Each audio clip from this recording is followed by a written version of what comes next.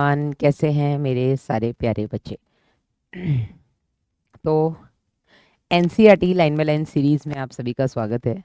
और human physiology का हम लास्ट चैप्टर आज उठाएंगे, जिसका नाम है रासायनिक समन्वय तथा एकीकरण, chemical coordination and integration. Important chapter है। वैसे तो मैं आपको ह्यूमन फिजियोलॉजी का कोई भी चैप्टर जब हम उठाते हैं तो मैं आपको बताती हूँ कि यहाँ से एक दो क्वेश्चन आते हैं, कभी दो एक आए ऐसा कम होता है, दो आप मान के चलिए ऑन एवरेज। लेकिन इस चैप्टर से बेटा हमारे नीट 2025 में 4 क्वेश्चन आए हैं। सिर्फ इस एक चैप्टर से नीट 2025 में 4 क्वेश्चन आए हैं, जो कि थोड़ा एक अपवाद ही कह सकते हैं, आप एक्सेप्शन ही कहेंगे। ठीक है, ऐसा होता नहीं है, लेकिन ठीक है, चाहे एक आए चाहे 4 आए, हमारे लिए वो चैप्टर उतना ही इम्पोर्टेंट है जिससे एक क्वेश्चन आता है ना, और जिससे 4 क्वेश्चन आते हैं, हमारे लिए दोनों बराबर है। तो शुरू करते हैं बेटा रासायनिक समन्वय तथा एकीकरण का एनसीईआरटी लाइन बाय लाइन। सबसे पहले तो बेटा इसमें हम पढ़ने क्या क्या वाले हैं, परिचय, जो हम किसी में भी पढ़ते हैं किसी भी चैप्टर की शुरुआत में। फिर हम बात करेंगे अंतःस्रावी ग्रंथियां और हार्मोन होते क्या हैं। इसके बाद हम बात करेंगे मानव अंतःस्रावी तंत्र की। मानव अंतःस्रावी तंत्र में कौन कौन सी ग्रंथियां आती हैं उनकी हम बात करेंगे। अंतःस्रावी ग्रंथियों के अलावा हमारे कुछ अंग जैसे कि हार्ट, किडनी और आपका जो गैस्ट्रोइंटेस्टाइनल ट्रैक्ट है, जो आपका जठर आंतीय पथ है, जो आपकी आहार नाल है, इसके भी कुछ भागों से कुछ हार्मोन स्रावित होते हैं, उनके बारे में हम बात करेंगे। और लास्ट में हम बात करेंगे कि हार्मोन्स काम कैसे करते हैं। ठीक है, तो शुरू करते हैं बेटा। सबसे पहला टॉपिक परिचय। तो एनसीईआरटी कहती है बेटा कि आपका, हम ऑलरेडी अध्ययन कर चुके हैं कि तंत्रिका तंत्र अलग अलग अंगों के बीच बिंदु दर बिंदु द्रुत समन्वय से कार्य करता है या द्रुत समन्वय का कार्य करता है। तो हमने ये तो देखा कि कंट्रोल करने का काम आपके तंत्रिका तंत्र का है, जो ओवरऑल आपकी बॉडी के ऑर्गन्स को, ऑर्गन सिस्टम्स को, उनके काम को कंट्रोल करता है। लेकिन सिर्फ कंट्रोल करने से अंग काम नहीं करते, अंगों के बीच में एक कोऑर्डिनेशन यानी कि समन्वय भी होना चाहिए। और वो समन्वय आपका तंत्रिका तंत्र और अंतःस्रावी तंत्र दोनों मिलकर करते हैं।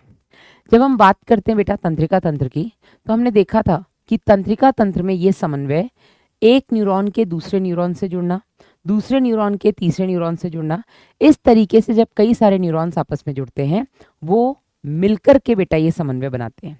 और यहाँ पर तंत्रिकाओं यानी कि न्यूरॉन्स का बिंदु दर बिंदु यानी कि आपस में लगातार कनेक्टिविटी बनाए रखना जरूरी है। लेकिन जब हम अंतःस्रावी तंत्र का जिक्र करते हैं, जब हम अंतःस्रावी तंत्र की बात करते हैं, तो यहाँ पर बेटा एक केमिकल ये मैसेज लेकर के पूरे ब्लड के थ्रू, जहाँ भी उसको बॉडी के जिस भी ऑर्गन तक जाना है, वो ब्लड के साथ जाता है। ठीक है, और वो केमिकल जो अंतःस्रावी तंत्र को समन्वय में मदद करता है, उस केमिकल का नाम है हार्मोन्स। ठीक है, तंत्रिका तंत्र और अंतःस्रावी तंत्र के ये जो दोनों काम करने का तरीका है, या दोनों का जो काम होता है, यहाँ पर आपको एक चीज और पता होनी चाहिए कि तंत्रिका तंतु अगर कोई भी, या तंत्रिका तंत्र के द्वारा कोई भी अगर नियंत्रण या समन्वय होता है, तो वो तुरंत होता है, क्विक। लेकिन उसका जो असर होता है वो कुछ समय तक ही दिखता है, कुछ सेकंड्स, कुछ मिनट्स। ठीक है, तो तंत्रिका तंत्र द्वारा जो बेटा समन्वय होता है वो बहुत तीव्र गति से होता है, लेकिन छोटे से समय के लिए होता है। जैसे आप चल के जा रहे थे, पैर कांटे पर पड़ा, तो तुरंत पैर पीछे हुआ, क्योंकि आपके तंत्रिका तंत्र ने पैर को पीछे किया। ठीक है, और पैर पीछे हुआ तो एक ही बार हुआ, ये नहीं कि पैर पीछे होता ही चला जाएगा, अब वो पैर कभी आगे नहीं जाएगा, ऐसा नहीं है। तो पैर को पीछे किया, कुछ मतलब ये जो पीछे करने में जो मसल्स का कॉन्ट्रैक्शन हुआ, कुछ सेकंड्स के लिए हुआ। ठीक है ना, तो तंत्रिका तंत्र द्वारा जो समन्वय होता है वो तीव्र गति से होता है और क्षणिक होता है, अल्प अवधि का होता है। वहीं अगर हम बात करें हार्मोन्स के काम करने का तरीका, तो हार्मोन्स को काम करने में समय लगता है। जैसे हार्मोन्स का एक काम है आपकी ग्रोथ कराना। ठीक है, तो हार्मोन्स को काम करने में समय लगता है। आप पैदा होते ही थोड़ा ना इतने लंबे हो जाते हो, धीरे धीरे आपकी हाइट बढ़ती है। ठीक है, और भी कोई भी काम है हार्मोन का तो वो धीरे धीरे होता है।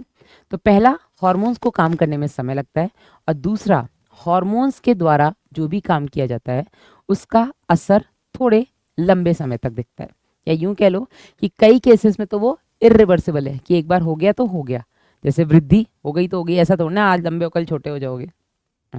ठीक है, चलिए तो शुरू करते हैं बेटा। हमारी बॉडी में ओवरऑल समन्वय तंत्रिका तंत्र और अंतःस्रावी तंत्र मिलकर करते हैं।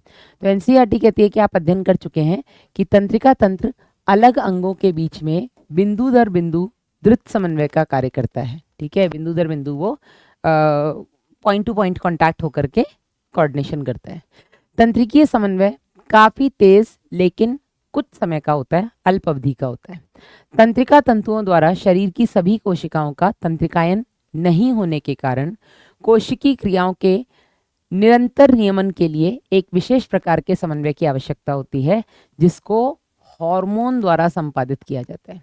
तो तंत्रिका तंत्र में बेटा जो सारी कोशिकाएं होती हैं वो मतलब तंत्रिका तंत्र से जो मैसेज है वो बॉडी के हर एक सेल्स तक नहीं जा सकता। ठीक है, तो हर एक सेल का कंटिन्यूएशन में जो भी वो काम कर रहे हैं वो चलता रहे। ठीक है, उनकी एक्टिविटी को रेगुलेट किया जा सके, इसमें तंत्रिका तंत्र को हॉर्मोन्स हेल्प करते हैं। ठीक है ना, तो तंत्रिका तंत्र और अंतःस्रावी तंत्र ये दोनों मिलकर के शरीर के क्रियात्मक कार्यों का समन्वय और नियंत्रण करते हैं, दोनों मिलकर के। ठीक है, बात करें अंतःस्रावी ग्रंथि क्या होती हैं, हॉर्मोन्स क्या होते हैं। तो इसके बारे में ऑलरेडी हम बेटा प्राणियों में संरचनात्मक जो हमारा संगठन है वहाँ पर भी हम पढ़ चुके हैं। उपकला ऊतक का ही मॉडिफिकेशन होता है, कुछ उपकला कोशिकाएं जो कि कुछ विशेष रसायनों को बना करके सिक्रीट करने लग जाती हैं, उन्हीं कोशिकाओं को हम ग्रंथियां बोल देते हैं। ठीक है, फिर ग्रंथियां अलग अलग प्रकार की होती हैं, बहिस्रावी, अंतःस्रावी और मिश्रित ग्रंथियां। ठीक है, तो अंतःस्रावी ग्रंथियां क्या होती हैं बेटा, इनमें नलिकाएं नहीं होती, मतलब ये नलिका विहीन ग्रंथियां हैं, ये आपकी डक्टलेस ग्लैंड्स हैं। ठीक है, इनमें नलिकाएं नहीं होती, ये आपकी नलिका विहीन ग्रंथियां हैं, डक्टलेस ग्लैंड्स हैं, जो कि हार्मोन का स्राव करती हैं। हार्मोन की चिरसम्मत परिभाषा के अनुसार, चिरसम्मत ये पुरानी परिभाषा है, हार्मोन अंतःस्रावी ग्रंथियों द्वारा स्रावित रक्त में मुक्त किए जाने वाले रसायन हैं जो दूर कहीं उपस्थित उनके लक्ष्य अंग तक पहुंचते हैं या पहुंचाए जाते हैं। तो अगर हम हार्मोन्स की पुरानी डेफिनेशन देखें तो उसके हिसाब से हार्मोन्स क्या है, हार्मोन्स ऐसे रसायन हैं जो अंतःस्रावी ग्रंथियों द्वारा स्रावित हो रहे हैं और वो दूर कहीं जाकर के जहाँ भी उनकी लक्ष्य कोशिका है जिन पर उनको काम करना है वहाँ जाकर वो काम करते हैं। तो जो भी दूर कहीं उनका लक्ष्य अंग है वहाँ तक वो एक दूत की तरह, मैसेंजर की तरह पहुँचाए जाते हैं। ठीक है, तो पुरानी परिभाषा क्या बोलती है कि हार्मोन ऐसे रसायन है जो अंतःस्रावी ग्रंथि द्वारा स्रावित होते हैं और दूसरा जो दूर कहीं स्थित उनकी लक्ष्य कोशिकाओं तक पहुँचाए जाते हैं। ठीक है, लेकिन जो नई परिभाषा है ये हार्मोन्स की, उसके हिसाब से हार्मोन सूक्ष्म मात्रा में उत्पन्न होने वाले अपोषक रसायन हैं जो अंतरकोशिकीय संदेशवाहक के रूप में कार्य करते हैं। तो सबसे पहला पॉइंट, हार्मोन्स बहुत कम मात्रा में स्रावित किए जाते हैं। दूसरा, जो एक अपोषक हैं इनसे आपको कोई पोषण नहीं मिल रहा है। ठीक है, ऐसा नहीं कि आज हार्मोन ज़्यादा निकल गया तो आज भूख नहीं लग रही है, आज कमज़ोरी नहीं लग रही है। हार्मोन्स बेटा आपको पोषण नहीं देते हैं, आपको नरिशमेंट नहीं देते हैं, आपको न्यूट्रिशन नहीं देते हैं। ठीक है ना, तो ये अपोषक है। पहला, सूक्ष्म मात्रा में रिलीज होते हैं। दूसरा, इनसे आपको कोई पोषण नहीं मिलता है। और तीसरा, ये एक कोशिका से दूसरी कोशिका तक संदेश लेकर के जाते हैं। तो ये अंतर कोशिकीय संदेश वाहक हैं, इंटर सेलुलर मैसेंजर्स हैं जो मैसेज को लेकर के जाते हैं एक सेल से दूसरे सेल। ये 3 पॉइंट्स हैं बेटा, हमने नई परिभाषा को, नई हार्मोन की परिभाषा को बताया। पुरानी परिभाषा क्या है, हार्मोन अंतःस्रावी ग्रंथि से निकलने वाले रसायन है जो दूर कहीं स्थित अपनी लक्ष्य कोशिकाओं तक पहुंचाए जाते हैं रक्त के द्वारा। लेकिन नई परिभाषा, बहुत छोटी मात्रा में, बहुत कम मात्रा में स्रावित होते हैं, अपोषक हैं, इनसे आपको कोई पोषण नहीं मिलता और ये अंतरकोशिकीय संदेशवाहक हैं, इंटरसेलुलर मैसेंजर्स हैं, एक कोशिका से दूसरी कोशिका तक मैसेज को लेकर के जाते हैं। ठीक है, इस नई परिभाषा के अंतर्गत सुनियोजित अंतःस्रावी ग्रंथियों से स्रावित हार्मोन के अतिरिक्त कई नए अणु भी सम्मिलित हैं। तो नई परिभाषा के हिसाब से हॉर्मोन्स क्या हैं? ये बेटा इन्होंने ये नहीं बोला है कि ये अंतःस्रावी ग्रंथियों द्वारा निकाले जाने वाले अपोषक रसायन है। ये नई परिभाषा नहीं बोलती है। नई परिभाषा केवल ये बोलती है सूक्ष्म मात्रा में अपोषक और अंतरकोशिकीय संदेशवाहक। पुरानी परिभाषा बोल रही थी कि ये अंतःस्रावी ग्रंथि से निकलने वाले रसायन है जो कि दूर कहीं स्थित अपने लक्ष्य तक जाते हैं।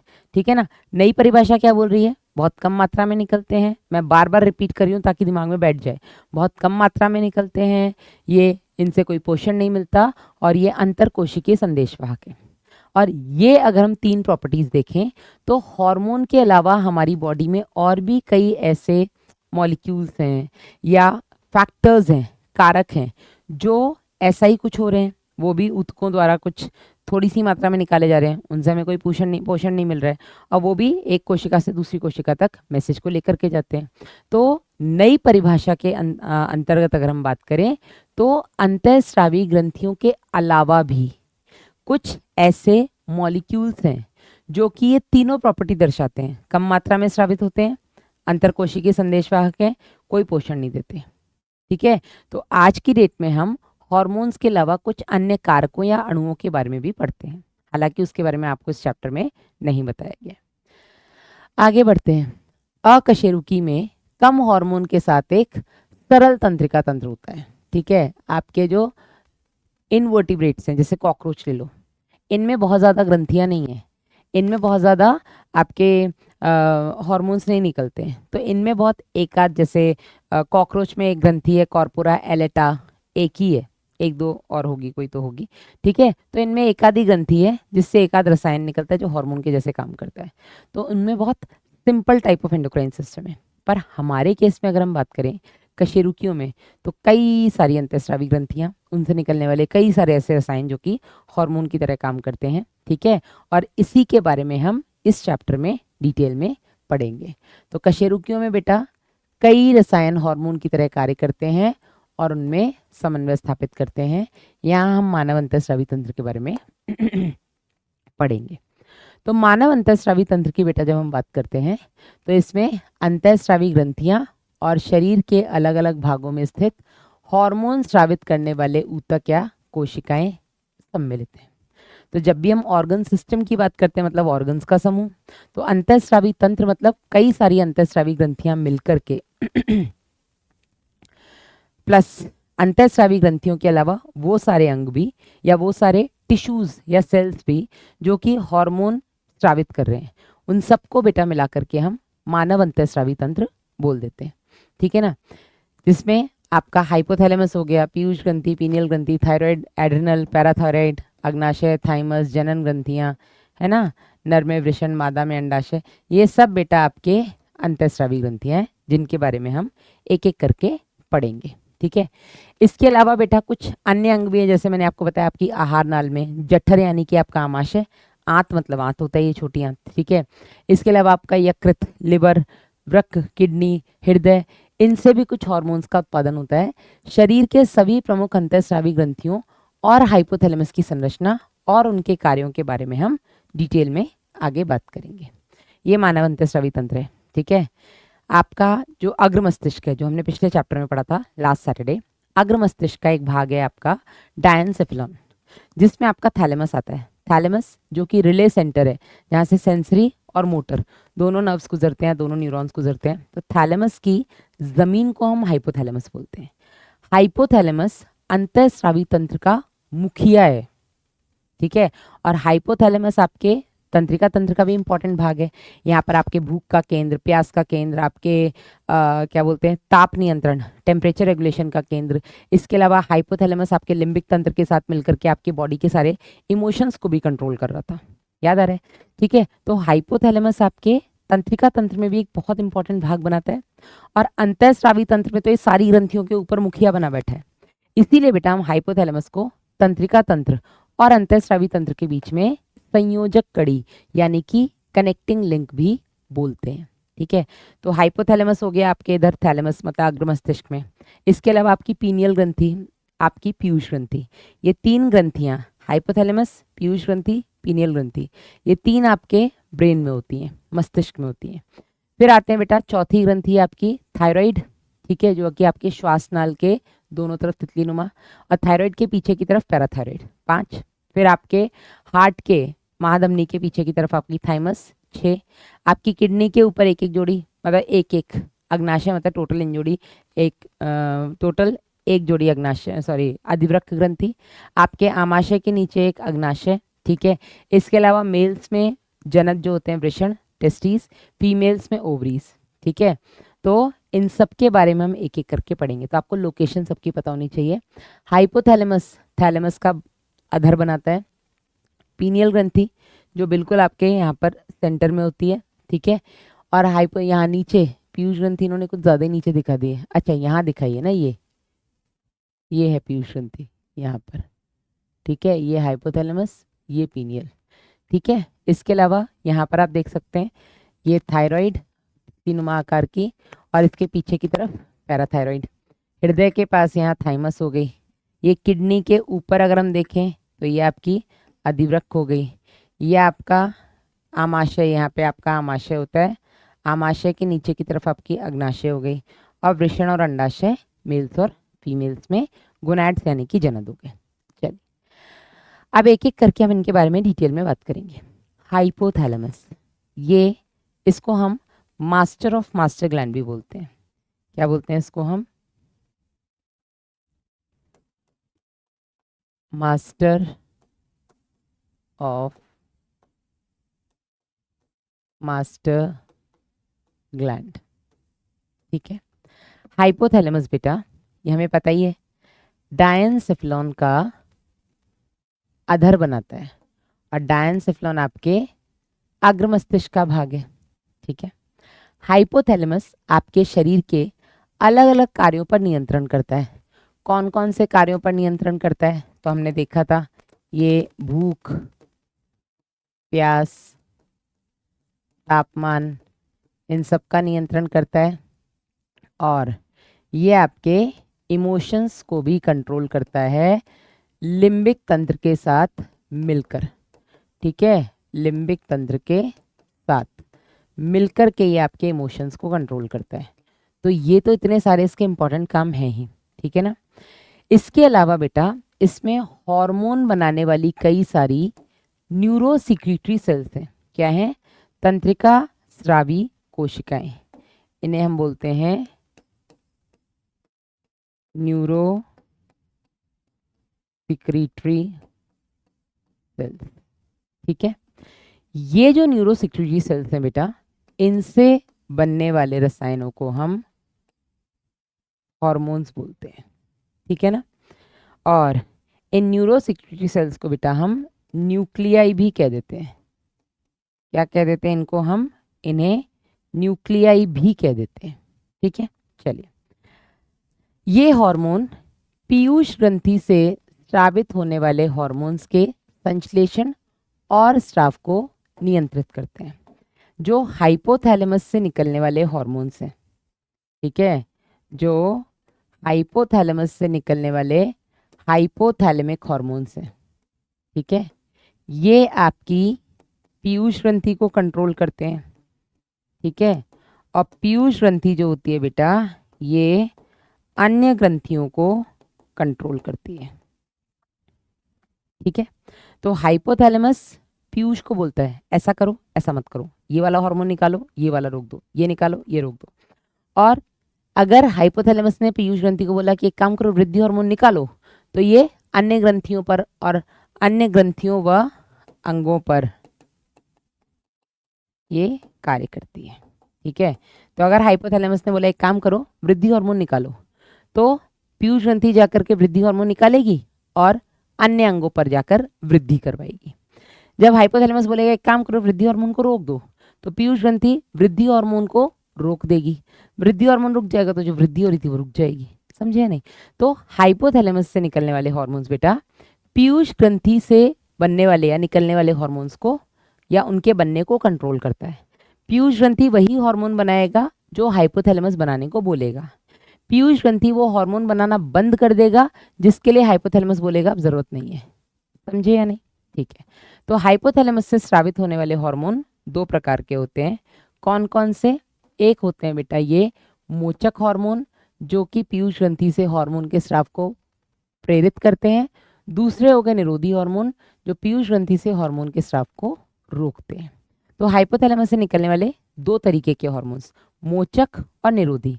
मोचक हार्मोन्स बेटा अगर आएंगे तो ये पीयूष ग्रंथि को बोलेंगे कि एक काम करो, मोचक आएंगे तो ये पीयूष ग्रंथि को बोलेंगे निकालो, और अगर निरोधी आएंगे तो ये पीयूष ग्रंथि को बोलेंगे हार्मोन के स्राव को रोक दो, स्टॉप।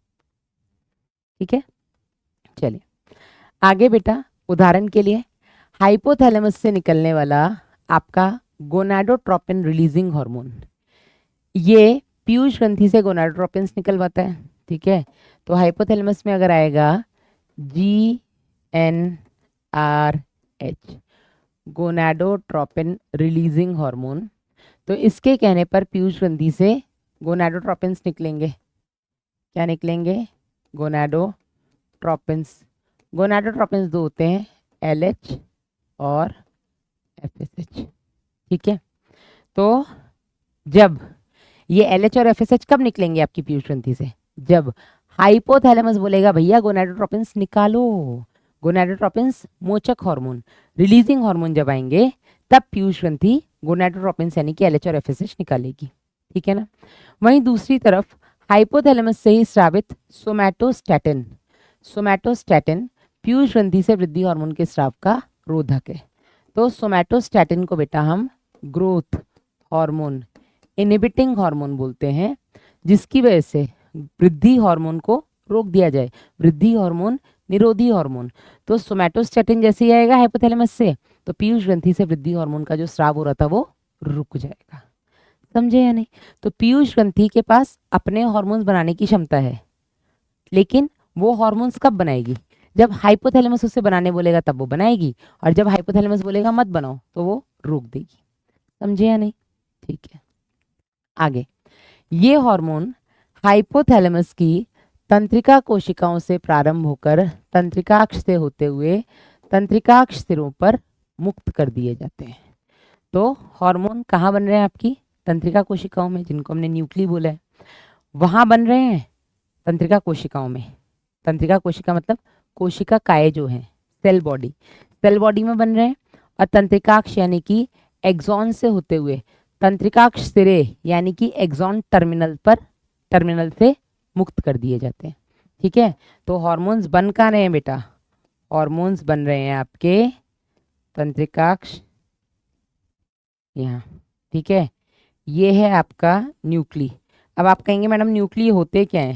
तो न्यूक्ली बेटा कई सारे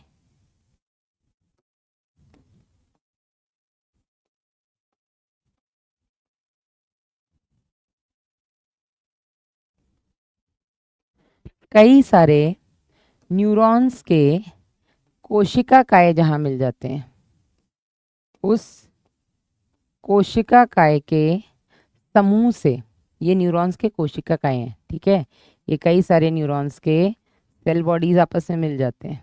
ठीक है, और जहाँ न्यूरॉन्स के सेल बॉडीज आपस में मिलते हैं तो इन्हीं के समूह से बेटा बनने वाली संरचना को हम न्यूक्ली कह देते हैं।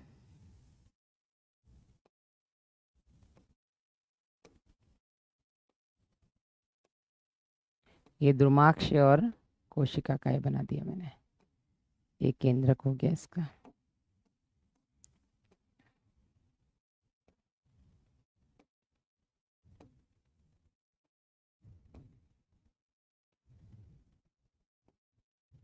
ठीक है, तो ये जो बन रहा है बेटा इसको हम न्यूक्ली कह देते हैं। ठीक है, तो कोशिका काय के समूह को हम न्यूक्ली कह देते हैं। तो ये जो न्यूक्ली में हार्मोन बनता है ये बेटा इस तंत्रिकाक्ष तक जाएगा और तंत्रिकाक्ष के सिरे से मुक्त कर दिया जाएगा। समझे या नहीं? ऐसा ही बाकी सब में भी। ठीक है, जो भी हार्मोन्स बन रहे हैं इन न्यूक्ली के द्वारा, न्यूक्लियाई के द्वारा, ये पूरे एक्सॉन की लेंथ को ट्रैवल कर रहे हैं, और एक्सॉन की लेंथ को ट्रैवल करके ये तंत्रिकाक्ष के सिरे से फ्री मुक्त कर दिए जा रहे हैं। ठीक है ना। चलिए, ये हार्मोन निवाहिका परिवहन तंत्र द्वारा पीयूष ग्रंथि तक पहुंचते हैं और अग्र पीयूष ग्रंथि के कार्यों का नियमन करते हैं। ठीक है, तो ये जितने भी हार्मोन्स बेटा आपके हाइपोथैलेमस में बन रहे हैं, ये मोचक और निरोधी हार्मोन्स, ठीक है, ये मोचक और निरोधी हार्मोन्स अग्र पीयूष ग्रंथि तक जा रहे हैं। कहाँ जा रहे हैं? अग्र पीयूष ग्रंथि। ठीक है, और इनके कहने पर अग्र पीयूष ग्रंथि अपने हिसाब से हार्मोन बना रही है या बेटा उनको रोक रही है। पश्च पीयूष ग्रंथि की अगर हम बात करें तो पोस्टीरियर पिट्यूटरी ग्लैंड बेटा डायरेक्ट हाइपोथैलेमस के अधीन होती है। पश्च पीयूष ग्रंथि अपना कोई हार्मोन नहीं बनाती, ये केवल हाइपोथैलेमस से आए हुए हार्मोन्स को संग्रहित करके रखती है। तब तक संग्रहित करके रखती है जब तक उनको ज़रूरत नहीं पड़ती है उनकी बॉडी को, और जब बॉडी को उनकी ज़रूरत पड़ती है तो ये पश्च पीयूष ग्रंथि उनको रिलीज कर देती है। पश्च पीयूष ग्रंथि अपना कोई हार्मोन नहीं बनाती है, इसलिए ये फॉल्स एंडोक्राइन ग्लैंड है, कूट अंतःस्रावी ग्रंथि है। ठीक है, चलिए आगे बढ़ते हैं। ये चित्र बेटा आपका, यहाँ पर आप देखेंगे कि ये आपका हाइपोथैलेमस है। ठीक है, ये आप अच्छा ऊपर देखा तो है, ये आपका हाइपोथैलेमस है। ठीक है, हाइपोथैलेमस बेटा जो भी हार्मोन बनाएगा किसके द्वारा बनाएगा? इसके अंदर ये जो न्यूक्ली है, इन्हीं को हम न्यूक्लिया तंत्रिका स्रावी कोशिकाएं बोल सकते हैं, इनके द्वारा हार्मोन बनते हैं। अब जो पश्च पीयूष ग्रंथि है ये, ठीक है, जो पश्च पीयूष ग्रंथि है जिसको हम न्यूरोहाइपोफाइसिस भी बोलते हैं, क्या बोलते हैं? न्यूरोहाइपोफाइसिस, या बेटा इसको हम पार्स नर्वोसा भी बोलते हैं। ठीक है, ये तंत्रिका सिरे से बेटा डायरेक्ट हार्मोन आ रहा है आपके पोस्टीरियर पिट्यूटरी ग्लैंड में, लेकिन अग्र पीयूष ग्रंथि जिसको हम एडिनोहाइपोफाइसिस बोलते हैं, क्या बोलते हैं? एडिनोहाइपोफाइसिस, जो कि आपकी अग्र पीयूष ग्रंथि है। एडिनोहाइपोफाइसिस जो होता है बेटा, यहाँ पर डायरेक्ट हार्मोन नहीं आते हैं आपके हाइपोथैलेमस से, यहाँ पर हाइपोथैलेमस से आने वाले हार्मोन्स निवाहिका शिरा द्वारा आते हैं। किसके द्वारा आते हैं? हाइपोफाइजियल, हाइपोफाइसियल निवाहिका परिसंचरण या निवाहिका शिरा के द्वारा आते हैं। ठीक है, और निवाहिका शिरा क्या होती है हम बहुत बार पढ़ चुके हैं, हमने मेंढक में भी पढ़ा, हमने परिसंचरण तंत्र में भी पढ़ा, मैं तीसरी बार फिर रिपीट कर रही हूँ। निवाहिका शिराएं ऐसी शिराएं होती हैं जो एक अंग से दूसरे अंग तक जाती हैं। ठीक है, जनरली शिरा अंग से निकल के सीधा उस शिरा में खुलती है जो कि हृदय तक जा रही है, लेकिन निवाहिका शिराएं जो होती हैं वो एक अंग से दूसरे अंग तक जाती हैं। ठीक है, तो हाइपोथैलेमस से जो ब्लड शिरा के द्वारा अग्र पीयूष ग्रंथि में जाएगा, उस शिरा को हम निवाहिका शिरा कहते हैं। और जो भी मोचक और निरोधी हार्मोन्स हैं, ठीक है, जो भी मोचक और निरोधी हार्मोन्स हैं बेटा, ये आपके इसी निवाहिका शिरा के द्वारा आपकी अग्र पीयूष ग्रंथि तक पहुंचाए जाते हैं, और इन्हीं के कहने पर अग्र पीयूष ग्रंथि अपने हार्मोन्स बनाती है और रोकती है। ठीक है, चलिए अब जो आपका अग्र पीयूष ग्रंथि है बेटा, इसके भी दो भाग हैं। पहला भाग जिसे हम बोलते हैं पार्स डिस्टेलिस, और दूसरा भाग हो गया इसका बेटा आपका पार्स इंटरमीडिया। ठीक है, पार्स नर्वोसा पश्च पीयूष ग्रंथि है, न्यूरोहाइपोफाइसिस एक ही है, लेकिन जो अग्र पीयूष ग्रंथि है एडिनोहाइपोफाइसिस है, ये दो भागों से मिलकर बनी है, पार्स डिस्टेलिस और पार्स इंटरमीडिया। पार्स डिस्टेलिस और पार्स इंटरमीडिया दो अलग भाग होते हैं, लेकिन हमारे केस में जब बच्चा भ्रूणीय अवस्था में होता है माँ के गर्भ में, तभी ये दोनों आपस में मर्ज हो जाते हैं, संलग्न हो जाते हैं। ठीक है, चलो आगे बढ़ते हैं बेटा। दिस वॉज अबाउट हाइपोथैलेमस, हमने उसको पिट्यूटरी से भी रिलेट कर दिया। बात करते हैं पीयूष ग्रंथि की। तो पीयूष ग्रंथि जिसको कि हम मास्टर ग्लैंड कहते हैं, क्या कहते हैं इसको हम? Master gland. और इसके मास्टर कौन थे? आपके हाइपोथैलेमस, इसलिए हाइपोथैलेमस को हमने मास्टर ऑफ मास्टर ग्लैंड बोला। पूरी बॉडी को यही पूरी बॉडी के एंडोक्राइन ग्लैंड्स को यही कंट्रोल कर रहा है, तो सारी बॉडी के एंडोक्राइन ग्लैंड्स और टिश्यूज के लिए मास्टर हुआ। क्योंकि ये हाइपोथैलेमस के कंट्रोल में है तो हाइपोथैलेमस हमारे मास्टर का भी मास्टर। ठीक है, चलिए। पीयूष ग्रंथि सेला टर्सिका नामक अस्थिल गुहा में स्थित होती है। ठीक है, और एक स्टॉक के द्वारा हाइपोथैलेमस से जुड़ी होती है। तो पीयूष ग्रंथि बेटा आपके ये क्या बोलते हैं इसको, कपाल है ना, कि आपका स्कल, स्कल में करोटी, करोटी में आपकी 8 अस्थियां होती हैं, फ्रंटल, पेराइटल, टेम्पोरल, ऑक्सीपिटल, 6। इसके अलावा अंदर की तरफ एक स्फिनॉइड और एक एथमॉइड। तो आपकी जो स्फिनॉइड अस्थि होती है, ठीक है, आपके स्फिनॉइड अस्थि के स्फिनॉइड अस्थि में एक गुहा होती है सेला टर्सिका, और इसी सेला टर्सिका नाम की गुहा में आपकी एक मटर के दाने जैसी ये पीयूष ग्रंथि सिचुएटेड रहती है। और ये पीयूष ग्रंथि एक वृंत के द्वारा, इस संरचना को बेटा हम वृंत या स्टॉक बोलते हैं, इसके मदद से ये पीयूष ग्रंथि आपके हाइपोथैलेमस से जुड़ी होती है। ठीक है, आगे बेटा एनाटॉमी के हिसाब से पीयूष ग्रंथि एडिनोहाइपोफाइसिस और न्यूरोहाइपोफाइसिस नामक 2 भागों में विभाजित होती है। अभी मैंने आपको बताया एडिनोहाइपोफाइसिस भी 2 भाग का बना होता है, पार्स डिस्टालिस और पार्स इंटरमीडिया। अभी आपको मैंने बताया चित्र में वही सेम चीज।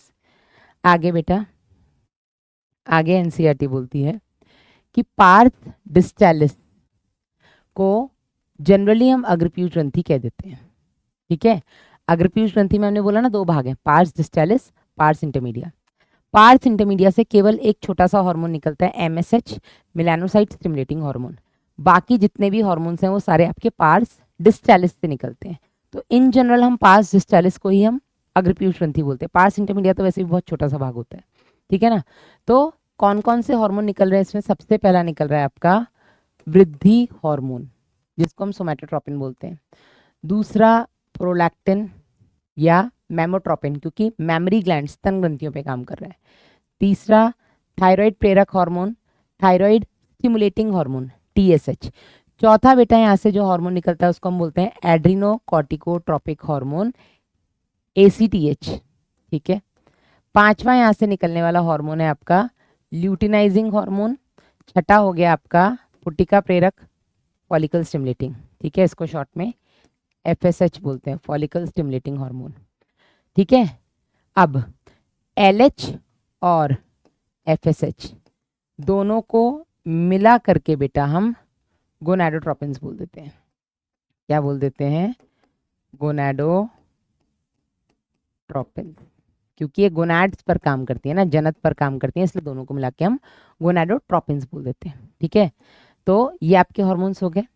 पार्स इंटरमीडिया की अगर हम बात करें तो यहाँ से केवल एक हार्मोन निकलता है और उसका नाम है मेलेनोसाइट प्रेरक हार्मोन या एमएसएच, मेलेनोट्रोपिन। बाकी सारे पार्स डिस्टालिस से निकल रहे हैं। तो पार्स डिस्टालिस से कितने हार्मोन निकलते हैं, 6। ठीक है, पार्स इंटरमीडिया से निकलता है केवल एक, एमएसएच, मेलानोसाइट स्टिमुलेटिंग हार्मोन या मेलेनोट्रोपिन। ठीक है ना, इन टोटल आपकी अग्रपीयूष ग्रंथि से 7 हार्मोन निकल रहे हैं। ठीक है, 6 पार्स डिस्टालिस से, 1 पार्स इंटरमीडिया से। ठीक है ना, तो 6, ये आप 7वां बोल सकते हो। ठीक है, हालांकि मानव में पार्स इंटरमीडिया पार्स डिस्टालिस के लगभग जुड़ा हुआ तो है, मर्ज होता है, दोनों आपस में संलग्न होते हैं। ठीक है, हमारे केस में डिस्टालिस और इंटरमीडिया दोनों आपस में संलग्न है। अगर आपसे पूछा जाए कि अग्रपीयूष ग्रंथि से कितने हार्मोन निकलते हैं तो 7, 6 पार्स डिस्टालिस के, 1 पार्स इंटरमीडिया का। अगर पूछा जाता है कि पार्स डिस्टालिस से कितने हार्मोन्स निकलते हैं तो केवल 6, क्योंकि इंटरमीडिया वाला हम डिस्टालिस में काउंट नहीं करेंगे पर अग्रपीयूष ग्रंथि में करेंगे। ठीक है, चलिए आगे बेटा, न्यूरोहाइपोफाइसिस जो कि पार्स नर्वोसा है, जो पश्चपीयूष ग्रंथि है। ठीक है ना, ये बेटा हाइपोथैलेमस के द्वारा उत्पादित किए जाने वाले हार्मोन्स, 2 हार्मोन्स हैं आपके, ऑक्सीटोसिन और वेसोप्रेसिन, उनको संग्रहित करता है और ज़रूरत पड़ने पर उनको स्रावित करता है। ठीक है, ये वास्तव में हाइपोथैलेमस द्वारा बनते हैं और तंत्रिकाक्ष से होते हुए पश्चपीयूष ग्रंथि में पहुंचा दिए जाते हैं। पश्चपीयूष ग्रंथि खुद से इनको नहीं बना रही है। यही कारण है बेटा कि पश्चपीयूष ग्रंथि जो है, ठीक है, ये वास्तविक अंतःस्रावी ग्रंथि नहीं है, ये ट्रू एंडोक्राइन ग्लैंड नहीं है, वास्तविक अंतःस्रावी ग्रंथि नहीं है। समझे या नहीं? ठीक है, क्योंकि खुद तो ये कुछ बना ही नहीं रही ना। अब आ जाओ, जो हमने हार्मोन्स देखे आपके, वृद्धिकारी हार्मोन, 6 हार्मोन्स निकल रहे हैं ना आपके पार्स डिस्चालिस से, एक निकल रहा है आपका पार्स इंटरमीडिया से। अब इनके हम सबके काम देख लेते हैं। पहला आपका वृद्धिकारी हार्मोन। अब नाम है वृद्धिकारी यानी कि ग्रोथ हार्मोन। ये बॉडी की ग्रोथ कराता है। तो ग्रोथ मतलब लंबाई बढ़वा रहा है, ठीक है, चौड़ाई बढ़वा रहा है। तो ग्रोथ के लिए बेटा ये आपकी अस्थियों की लंबाई बढ़ाता है, पेशियों की वृद्धि कराता है, उपास्थियों की वृद्धि कराता है। तो ग्रोथ हार्मोन जनरली आपके बोन्स, कार्टिलेजेस और मसल्स पे काम करता है, उनकी ग्रोथ करवाता है। तो वृद्धिकारी हार्मोन का अगर अति स्राव हो जाए, ज्यादा स्राव हो जाए, तो सीधी बात है बहुत ज्यादा इंसान लंबा हो जाएगा, जिसको हम जाइजेंटिज्म या अतिकायकता कहते हैं। और अगर वृद्धिकारी हार्मोन का कम स्राव हो जाए तो क्या होगा, वृद्धि रुक जाएगी, और इसको बेटा हम पिट्यूटरी ड्वार्फिज्म या बौनापन कहते हैं। ठीक है, वृद्धिकारी हार्मोन ज्यादा आएगा, हाइट ज्यादा बढ़ जाएगी, जाइजेंटिज्म अतिकायकता, कम आएगा, बौना रह जाएगा, आपका ड्वार्फिज्म या पिट्यूटरी ड्वार्फिज्म, वामनता या बौनापन। इंपॉर्टेंट ये बेटा कि ये अधिक स्राव है या अल्प स्राव है, ये बचपन में है, जब बच्चा किशोरावस्था से नीचे है तब। उस कंडीशन में अगर ज्यादा और कम स्राव होता है तो या तो बहुत लंबा हो जाएगा या बौना रह जाएगा। लेकिन अगर हम वयस्कों में बात करें, किशोरावस्था के बाद अगर हम देखें, तो उस कंडीशन में अगर वृद्धि हार्मोन का अधिक स्राव हो जाए बेटा, तो लंबाई तो सामान्य रहती है, लेकिन चेहरे की अस्थियां बढ़ती हैं, और इसको हम एक्रोमिगैली कहते हैं। क्या कहते हैं? एक्रोमिगैली। ये हो रहा है बेटा किशोरावस्था के बाद, वो हो रहा है आपका बचपन में। ठीक है, एक्रोमिगैली में हाइट तो बहुत ज़्यादा नहीं बढ़ती है, लेकिन फेशियल बोन्स बहुत बढ़ जाती है, मैंडिबल वगैरह, ठीक है, आपकी उंगलियां बहुत बढ़ जाती हैं। तो इंसान को मतलब इतनी ज़्यादा फेशियल बोन्स में एसिमेट्री होने की वजह से सांस लेने में भी दिक्कत हो सकती है, इवन ये जानलेवा भी हो सकता है अगर सही समय पे इसको डायग्नोज करके इसको ट्रीट ना किया जाए, ऑपरेट ना किया जाए तो। ठीक है ना। आगे, इससे गंभीर जटिलताएं उत्पन्न हो सकती हैं, और यदि नियंत्रित ना किया जाए तो समय से पूर्व मृत्यु भी हो सकती है, क्योंकि सांस लेने में तकलीफ होगी। तो जीवन के प्रारंभिक काल में तो पता नहीं लगता है कि ऐसा कुछ है, क्योंकि हम बोलते हैं ना, अरे बच्चे की तो अभी हाइट बढ़ रही है, बच्चा लंबा हो रहा है, तो अरे माँ बाप भी तो लंबे हैं, हमें नहीं पता लगता है कि ऐसा कुछ उसमें हार्मोन का गड़बड़ है। ठीक है ना। अधिकतर मामलों में बेटा, अधिकतर मामलों में कई वर्षों तक पता ही नहीं लगता है कि ऐसी कोई डिजीज है। जब तक कि हमें बाहरी लक्षण नहीं दिखाई देते, तब तक पता ही नहीं लगता कि ऐसा कुछ रोग भी है। ठीक है ना। ये हो गया आपका वृद्धि हार्मोन। अब आ जाओ आपका दूसरा, प्रोलैक्टिन। प्रोलैक्टिन बेटा आपकी स्तन ग्रंथियों पर काम करता है, ठीक है, और ये बेटा उनमें मिल्क फॉर्मेशन करवाता है। तीसरा आपका थायराइड प्रेरक हार्मोन, थायराइड स्टिमुलेटिंग हार्मोन, ये आपकी थायराइड ग्रंथि पर काम करता है, और थायराइड ग्रंथि को बोलता है कि अपना हार्मोन निकालो। साथ ही साथ बेटा ये थायराइड ग्रंथि का भी विकास करवाता है। तो थायराइड स्टिमुलेटिंग हार्मोन थायराइड ग्रंथि की वृद्धि कराता है, और थायराइड ग्रंथि को बोलता है तुम भी अपने हार्मोन्स निकालो, T3 T4 थायरोकैल्सिटोनिन। ठीक है। चौथा आ गया बेटा आपका एड्रीनोकॉर्टिकोट्रोपिक हार्मोन, जिनको हम कॉर्टिकोट्रोपिक हार्मोन या कॉर्टिकोट्रोपिन भी बोलते हैं। ये आपकी एड्रीनो यानी कि एड्रिनल अधिवृक्क ग्रंथि के कॉर्टेक्स यानी कि वलकुट को अफेक्ट करता है। अधिवृक्क वलकुट को बोलता है चलो अपने हार्मोन्स निकालो। ठीक है, तो ये आपकी एड्रिनल वलकुट पर कार्य करता है, और उसमें जो भी हार्मोन्स बनते हैं, ग्लूकोकॉर्टिकॉइड्स, मिनरलोकॉर्टिकॉइड्स, गोनाडोकॉर्टिकॉइड्स, उन सबको बनवा करके रिलीज करवाता है। पांचवा बेटा आ गया आपका LH और FSH, जिनको हम मिला करके गोनाडोट्रोपिन्स बोल देते हैं। ठीक है, LH और FSH। LH और FSH क्या करते हैं बेटा, ये जननांगों की क्रिया को प्रेरित करते हैं। और जो भी जनन संबंधी हॉर्मोन्स हैं, मेल में टेस्टोस्टेरोन, फीमेल में एस्ट्रोजन और प्रोजेस्टेरोन, ठीक है, उनको मिला के हम गोनाडोट्रोपिन्स बोल देते हैं, उनको बेटा ये प्रोड्यूस करवाते हैं। तो ये मेल्स और फीमेल्स में जो रिप्रोडक्टिव हॉर्मोन्स हैं वो बनवाते हैं, ईस्ट्रोजन, प्रोजेस्टेरोन, टेस्टोस्टेरोन, ठीक है ना। ल्यूटिनाइजिंग हार्मोन क्या करता है बेटा, ये एंड्रोजन नामक, अच्छा नर में, मेल्स के केस में एलएच टेस्टोस्टेरोन हार्मोन का संश्लेषण करवाता है और उनको रिलीज करवाता है। इसी तरीके से बेटा नर में एफएसएच जो होता है बेटा, एफएसएच शुक्राणु निर्माण करवाता है, ठीक है। तो एलएच एफएसएच मेल्स और फीमेल्स दोनों में आते हैं। मेल्स के केस में एलएच क्या करता है, अंतराली कोशिकाओं या लेडिक कोशिकाओं के थ्रू नर जनन हार्मोन टेस्टोस्टेरोन और ऐसे कई सारे हार्मोन्स के समूह को मिला के हम एंड्रोजन कहते हैं, उनको बनवा करके निकलवाता है। मेल्स के केस में जो एफएसएच है पुटिका प्रेरक, तो पुटिकाओं द्वारा आपके शुक्राणु बनवाता है, शुक्राणु जनन करवाता है। फीमेल्स के केस में अगर हम बात करें तो एलएच जो है ल्यूटिनाइजिंग हार्मोन, ये अंडोत्सर्ग करवाता है। ये ग्राफियन पुटिका को फोड़ देता है और उसमें से द्वितीय कंडक बाहर निकल जाता है, अंडोत्सर्ग, ओव्यूलेशन कराता है, ठीक है ना, ये ओव्यूलेशन करवाता है। ये आप मानव जनन में और डिटेल में पढ़ेंगे। और अगर हम बात करें ग्राफियन पुटिका के बढ़ते विभाग से ये कॉर्पस ल्यूटियम बनवाता है एलएच। एफएसएच की अगर हम बात करें तो एफएसएच फीमेल्स के अंदर अंडाशयी पुटक यानी कि ग्राफियन पुटिका वगैरह को डेवलप करवाता है, ठीक है, अंडाणु निर्माण में बहुत इंपॉर्टेंट रोल प्ले करता है। आगे बढ़ते हैं बेटा, ये हो गए आपके 5 और 6।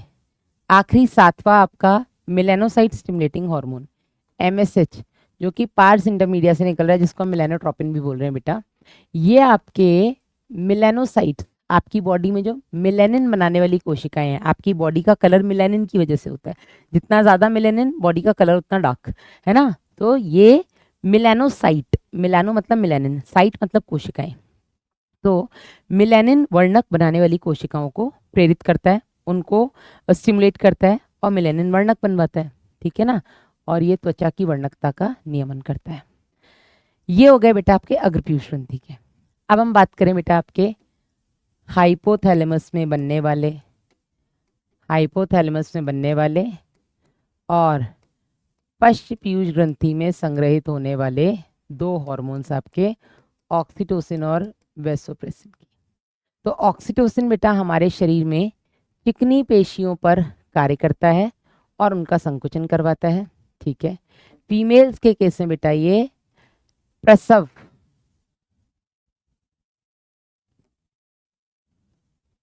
डिलीवरी करवाता है। प्रसव के दौरान क्या होता है, आपके गर्भाशय की जो पेशियां होती हैं उनमें संकुचन होता है, जिससे कि बच्चे को बाहर की तरफ धक्का दिया जाता है, डिलीवरी हो जाती है, ठीक है। तो जो आपका ऑक्सीटोसिन होता है ये फीमेल्स में, वैसे भी इन जनरली आपकी चिकनी पेशियों का संकुचन कराता है, फीमेल्स के केस में बेटा ये डिलीवरी करवाने के लिए आपकी गर्भाशय पेशियों का संकुचन कराता है। साथ ही साथ बेटा ये स्तन ग्रंथियों में जो कुपिकाएं हैं उनके अंदर बेटा ये दुग्ध के स्राव को प्रेरित करता है, मतलब मिल्क को निकालो बाहर, इसलिए बेटा हम इसको जन्म हार्मोन, ठीक है, ऑक्सीटोसिन को बेटा हम जन्म हार्मोन यानी कि बर्थ हार्मोन और मिल्क इजेक्टिंग हार्मोन भी कहते हैं। बर्थ इसलिए क्योंकि ये बर्थ करवा रहा है, गर्भाशय पेशियों का संकुचन करके डिलीवरी करा रहा है। मिल्क इजेक्टिंग इसलिए क्योंकि ये स्तन ग्रंथियों पे काम करके दुग्ध का स्राव करवा रहा है, ठीक है। दूसरा यहाँ से निकलने वाला हार्मोन है बेटा आपका वैसोप्रेसिन। वैसोप्रेसिन जिसको हम प्रतिमूत्रल हार्मोन भी कहते हैं, ये मुख्यतः आपकी डीसीटी पर काम करता है, ठीक है। ये आपके नेफ्रॉन्स जो हैं वृक्काणु, उनके नेफ्रॉन्स के दूरस्थ संवलित नलिका डिस्टल कॉन्वोल्यूटेड ट्यूब्यूल पर काम करके जल और आयनों का पुनः अवशोषण करवाता है, जिसकी वजह से ये मूत्र के थ्रू जो जल जा रहा था उसको रोक देता है, ठीक है। तो ये डायूरेसिस यानी कि बहुत ज़्यादा जो मूत्रलता हो रही थी, बार बार सुसु बार बार सुसु बार बार सुसु, तो डायूरेसिस में बहुत ज़्यादा पानी जा रहा था, तो ये पानी को रोकता है, कैसे रोकता है? ये डीसीटी भाग में सोडियम आयन का रीअब्जॉर्प्शन कराता है, पीछे पीछे जल का रीअब्जॉर्प्शन कराता है। तो जब ज़्यादा से ज़्यादा सोडियम आयन और पानी को बॉडी में रोक लिया जाएगा तो मूत्र के द्वारा, यूरिन के द्वारा जो वाटर बाहर निकल रहा था उसको रोक दिया जाएगा। तो एक तरीके से ये यूरिन के थ्रू जो वाटर लॉस हो रहा है उसको प्रिवेंट कर रहा है, उसको रोक रहा है। ठीक है ना? यही कारण है कि बेटा इसको हम प्रतिमूत्रल या एंटी डायूरेटिक हार्मोन भी कहते हैं। प्रतिमूत्रल यानी मूत्रलता को रोक रहा है, डायूरेसिस मतलब बहुत ज्यादा सुसु, बहुत ज्यादा सुसु को ये रोक रहा है पानी को रीअब्सॉर्ब करके, इसीलिए हम इसको एंटी डायूरेटिक हार्मोन या प्रतिमूत्रल हार्मोन एडीएचपी कहते हैं। अब इसके संश्लेषण या स्राव को प्रभावित करने के लिए करने वाली विकृति के परिणाम स्वरूप जल संरक्षण, अगर बेटा इसका एडीएच की कमी से, आप सिंपल इससे लिख लो एडीएच की, ठीक है, डायबिटीज इंसिपिडस जो है ये एडीएच की कमी से, ठीक है, अगर एडीएच नहीं आएगा, कम आएगा, तो क्या होता है बेटा, जो रोग होता है इसको हम बोलते हैं डायबिटीज मेलाइटस या उदकमेह। अब एडीएच का काम क्या था? जल को रोक रहा था, डायूरेसिस को प्रिवेंट कर रहा था, बहुत ज्यादा मूत्रलता को रोक रहा था। एडीएच नहीं आएगा तो जो बॉडी में वाटर रुक रहा था वो सारा सुसु के थ्रू बाहर निकल जाएगा, बहुत ज्यादा यूरिन आएगा, तो मतलब इसको हम बोल देते हैं डायबिटीज मेलाइटस या उदकमेह। तो आप देख सकते हैं ना यहाँ पर कि अगर एडीएच के संश्लेषण या स्राव में कोई भी विकृति, दिक्कत होती है, उसकी वजह से बेटा किडनी के द्वारा जो जल संरक्षण की क्षमता है, पानी को बॉडी में रोकने की जो कैपेसिटी है, वो अफेक्ट होगी। ठीक है, जिसकी वजह से जल का ह्रास और निर्जलीकरण हो जाएगा, बहुत ज़्यादा वाटर लॉस होगा और बॉडी में डिहाइड्रेशन यानी कि पानी की कमी हो जाएगी। इस कंडीशन को हम उदकमेह या डायबिटीज इंसिपिडस कहते हैं। डन? चलिए, ये था बेटा आपका पीयूष, पिट्यूटरी, हाइपोथैलेमस पिट्यूटरी। तीसरा है बेटा आपका पीनियल ग्रंथि। ठीक है, पीनियल ग्रंथि को बेटा हम जैविक घड़ी भी कह देते हैं, इसको हम बायोलॉजिकल क्लॉक,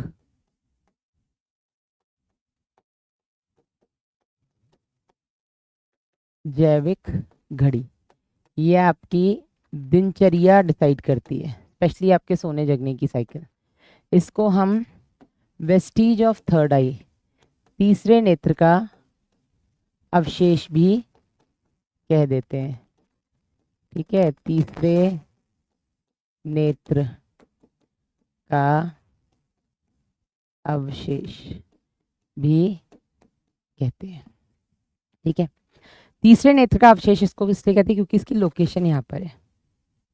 ठीक है, जहाँ पर ये दोनों लाइन आपस में मिलती हैं बॉडी के अंदर, और यहीं पर हमारी तीसरे नेत्र कभी हुए होंगे शिव जी के, तो हम देखते ही हैं।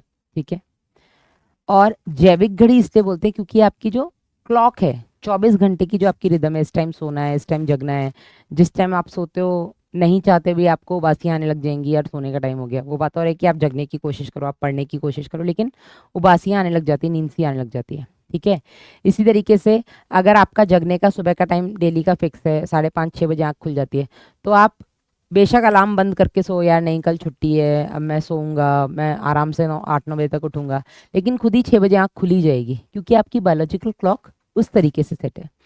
खाना जिस टाइम आप डेली खाते हो उस टाइम आपको पेट में ऐसा लगेगा चूहे दौड़ रहे हैं या डायनासोर लड़ रहे हैं, है ना, क्योंकि वो आपका खाने का टाइम है, आपकी बॉडी उस टाइम पर खाना डिमांड कर रही है।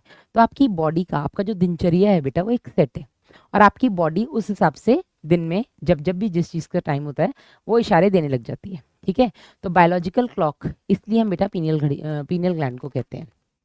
तो ये आपके अग्र मस्तिष्क के पृष्ठीय भाग में स्थित होती है। यहाँ से निकलने वाला हार्मोन है आपका मेलेटोनिन। ठीक है, जो हमारे शरीर की दैनिक लय 24 घंटे के नियमन का एक महत्वपूर्ण कार्य करता है, जिसमें हमारा सोने जगने का चक्र सबसे इंपॉर्टेंट, कब सो रहे हो कब जग रहे हो, इसको ये कंट्रोल करता है। मेलेटोनिन बेटा जब मेलेटोनिन जो है बेटा, ये रात को इसका स्राव बढ़ जाता है। ठीक है,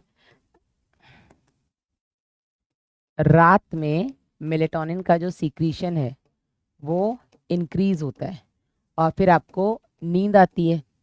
इसलिए बेटा मेलेटोनिन को, ये सब आप एनसीईआरटी में ही लिखते चलो जितना मैं लिख रही हूँ, मेलेटोनिन को बेटा हम स्लीप हार्मोन भी बोलते हैं, इसी की वजह से नींद आती है। ठीक है ना। चलो, इसके अलावा बेटा ये आपकी बॉडी के टेम्परेचर को कंट्रोल करता है। ठीक है, इसके अलावा बेटा ये 4 काम और करता है। MPMD, एम कहाँ गया, उपापचय मतलब मेटाबॉलिज्म, मेटाबॉलिज्म। पी मतलब कि पिगमेंटेशन, पिगमेंटेशन। मासिक चक्र यानी कि मेंस्ट्रुअल साइकिल। और प्रतिरक्षा क्षमता यानी कि डिफेंस। ठीक है, तो ये मेटाबॉलिज्म, वर्णकता, मासिक चक्र और प्रतिरक्षा क्षमता को भी कंट्रोल करता है। बस आगे बढ़ते हैं। अगला है आपका थायराइड ग्लैंड, थायराइड ग्रंथि। ये आपके शरीर की सबसे बड़ी अंतःस्रावी ग्रंथि है, सबसे बड़ी अंतःस्रावी यानी कि एंडोक्राइन ग्लैंड है आपकी बॉडी का, ये लार्जेस्ट एंडोक्राइन ग्लैंड है। ठीक है ना, जो कि श्वास नली के दोनों ओर स्थित 2 पालियों से बना होता है। ठीक है, ये आपका तितली नुमा होता है, तितली नुमा आकार का, बटरफ्लाई शेप्ड होता है। ठीक है, और दोनों पालियां संयोजी ऊतक के पतले पल्लीनुमा स्थमस से जुड़ी होती हैं। तो यहाँ पर आप इसका चित्र देख लो, कहाँ है भाई, चित्र दिखा दो यार। हाँ, तो ये हो गया आपका बेटा थायराइड ग्लैंड। ठीक है, और ये आपस में ये जो जुड़े हैं इससे, इसको बेटा हम इस्थमस कहते हैं, इसको हम इस्थमस कहते हैं, जो दोनों पालियों को आपस में जोड़ने का काम करता है। इसके पीछे की तरफ ये आपको दिख रही है, दोनों थायराइड ग्रंथि के या दोनों पालियों के पीछे की ओर एक एक जोड़ी आपकी पैराथायराइड ग्रंथि भी सिचुएटेड होती है। ठीक है, चलो, बटरफ्लाई शेप्ड होता है, हमने देख लिया, सबसे बड़ी अंतःस्रावी ग्रंथि है, दोनों पालियां आपस में संयोजी ऊतक से बने स्थमस से जुड़ी होती हैं। ठीक है, आगे बेटा, हर एक थायराइड ग्रंथि पुटकों और भरण ऊतकों का बना होता है। तो थायराइड ग्रंथि के अंदर क्या है, छोटी छोटी पुटक है, थायराइड पुटक जिनको हम बोलते हैं। इसके अलावा बेटा इसके चारों तरफ भरण ऊतक भरा हुआ है। ठीक है, तो अगर हम थायराइड ग्रंथि की बात करें, जो कि इस तरीके से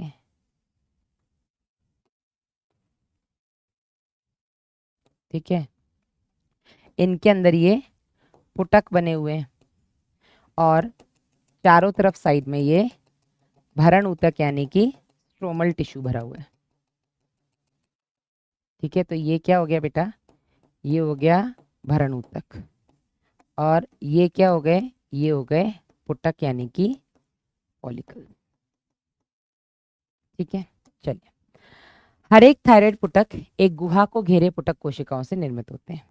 तो हर एक थायराइड पुटक में बेटा यहाँ पर आप देखेंगे कि यहाँ पर ये पुटक कोशिकाएं यानी कि फॉलिकुलर सेल्स होते हैं। ठीक है, और ये फॉलिकुलर सेल्स के बीच में ये गुहा आपको देखने को मिल रही है, कैविटी। इसी गुहा में बेटा ये अपने हार्मोन को संग्रहित करके रखते हैं। ठीक है, जो भी हार्मोन ये बनाते हैं उसको ये निष्क्रिय अवस्था में इस गुहा में संग्रहित करके रखते हैं, बॉडी में रिलीज करने से पहले।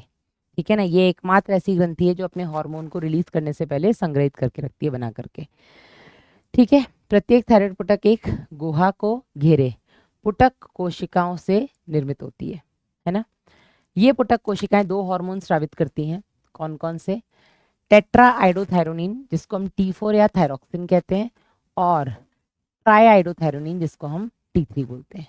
तो यहाँ पुटक से 2 हार्मोन निकलते हैं, कौन कौन से, यहाँ की पुटक कोशिकाएं 2 हार्मोन बनाती हैं, T3 T4। T4 को ही बेटा हम थायरोक्सिन बोलते हैं। T4 और थायरोक्सिन एक ही है, T3 अलग है। ठीक है, T3 अलग है, T3 ज्यादा सक्षम है पर T4 ज्यादा मात्रा में बन रहा है। T4 क्योंकि ज्यादा मात्रा में बनता है इसलिए उसको T3 में कन्वर्ट कर दिया जाता है, क्योंकि T3 काम करने के ज्यादा सक्षम है। अच्छा, ये दोनों ही ट्राई आयोडो, टेट्रा आयोडो, तो ये दोनों बेटा आपके आयोडीन व्युत्पन्न होती हैं, यानी कि आयोडीन से बनती हैं। तो इनके बनने के लिए आपको जितनी बॉडी को आयोडीन चाहिए वो लेनी पड़ती है। आयोडीन की कमी से रोग होते हैं। ठीक है, तो थायराइड हार्मोन के सामान्य दर से संश्लेषण के लिए आयोडीन जरूरी है। हमारे भोजन में अगर आयोडीन की कमी हो तो अवथायरॉइडता या थायराइड ग्रंथि की वृद्धि हो जाती है, जिसको हम साधारण गलगंड या सिंपल गोइटर कह देते हैं। क्या कह देते हैं इसको हम? Simple goitre. अवथायरॉइडता मतलब कि हाइपोथायरॉइडिज्म।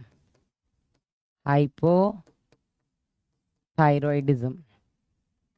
अगर आयोडीन की कमी होगी तो आयोडीन की मदद से जो बनने वाले हार्मोन्स है वो भी कम बनेंगे, और इस कंडीशन को हम हाइपोथायरॉइडिज्म कह देते हैं। मतलब थायराइड ग्रंथि उतने हार्मोन्स नहीं बना पा रही है जितने बनने चाहिए, लेकिन थायराइड ग्रंथि का आकार बढ़ जाता है। क्यों? क्योंकि टीएसएच बोल रहा है ना थायराइड ग्रंथि को हार्मोन बनाने के लिए, और टीएसएच के दो काम है, थायराइड ग्रंथि की वृद्धि और थायराइड ग्रंथि को बोलना कि अपने हार्मोन्स बना करके निकालो। तो टीएसएच आके थायराइड ग्रंथि की वृद्धि तो कराएगा, लेकिन हार्मोन्स बन के नहीं निकलेंगे, जिसकी वजह से इसका आकार बढ़ जाएगा और आयोडीन की कमी से हार्मोन्स नहीं बन पा रहे हैं। तो इसको हम बोलते हैं हाइपोथायरॉइडिज्म। थायराइड हार्मोन्स कम बनेंगे, ठीक है ना। और हाइपोथायरॉइडिज्म को जनरली हम सिंपल गोइटर कह देते हैं, सामान्य गलगंड, गले में ऐसे सूजन हो जाती है। ठीक है, चलिए। गर्भावस्था के समय अगर कोई फीमेल प्रेग्नेंट है, उस समय पर उसकी बॉडी में आयोडीन की कमी हो जाए, हाइपोथायरॉइडिज्म हो जाए, तो उसके गर्भ में पल रहा जो बच्चा है बेटा, उसकी वृद्धि डायरेक्ट अफेक्ट होती है, उसकी ग्रोथ रुक जाती है।